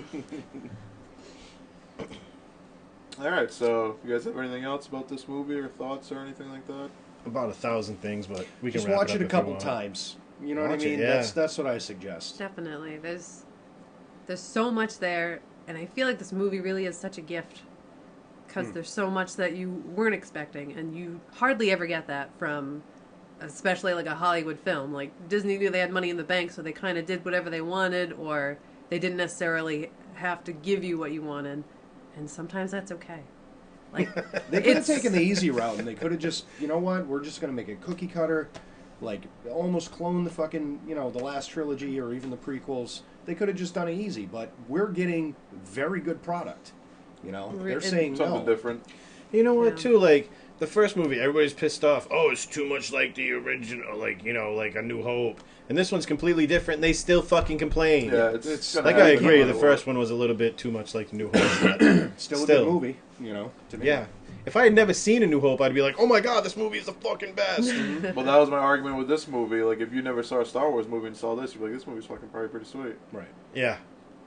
Totally. But it's just all these books and stuff that aren't canon anymore and all that stuff, your expectations, all your theories and all that stuff. It's just... that's the Yeah, reason we were why, totally fucking wrong, basically, with what the hell we were talking about. That's the reason why For the Disney most was part. like, nope, that's done. But that's the fun of, being a fan, is just freaking going through the motions of thinking you know what the hell's going on, and then if you're surprised, that's better than knowing everything that's going to happen. Well, Yeah. Don't give me everything I want. I want you to surprise me a little. Yeah. Don't And that's- necessarily like... Good surprises, You though. can go ahead and pick things apart and make fan theories and do whatever you want. Like, that's the whole, fun of being a fan, but don't let that hold you back from, Enjoying actually something. enjoying the Yeah. thing. Yeah. Like, you can be your own worst enemy sometimes. Like sometimes if you're a Sith or a Jedi, Like, those things. Good point. Just let it breathe and enjoy Fucking it. enjoy Just yourselves. depends how I feel that day. Just like Ray does in the movie. Just Right. breathe. Just breathe. Just breathe. Breathe. Breathe. All right. Email us. Unless you guys have anything else. No. No. Okay, excellent. Geekin Out Podcast at Outlook.com. Follow us at Geekin Out Podcast, another T, on Twitter. And check out our website, geekinoutpodcast.com. Have a good night and a For pleasant myself, tomorrow. Moose, K-Tron, thanks for coming on. Tony. Thanks for having me. And Thank then you. the Sleazeinator. Squeezinator, I like it. Squeeze. He squeezes At the Sleaze52 on Twitter. Woo! I like your idea, Tony and the Sleaze spinoff. I don't know what it's about, but I already love it. Nice. we quit. We quit.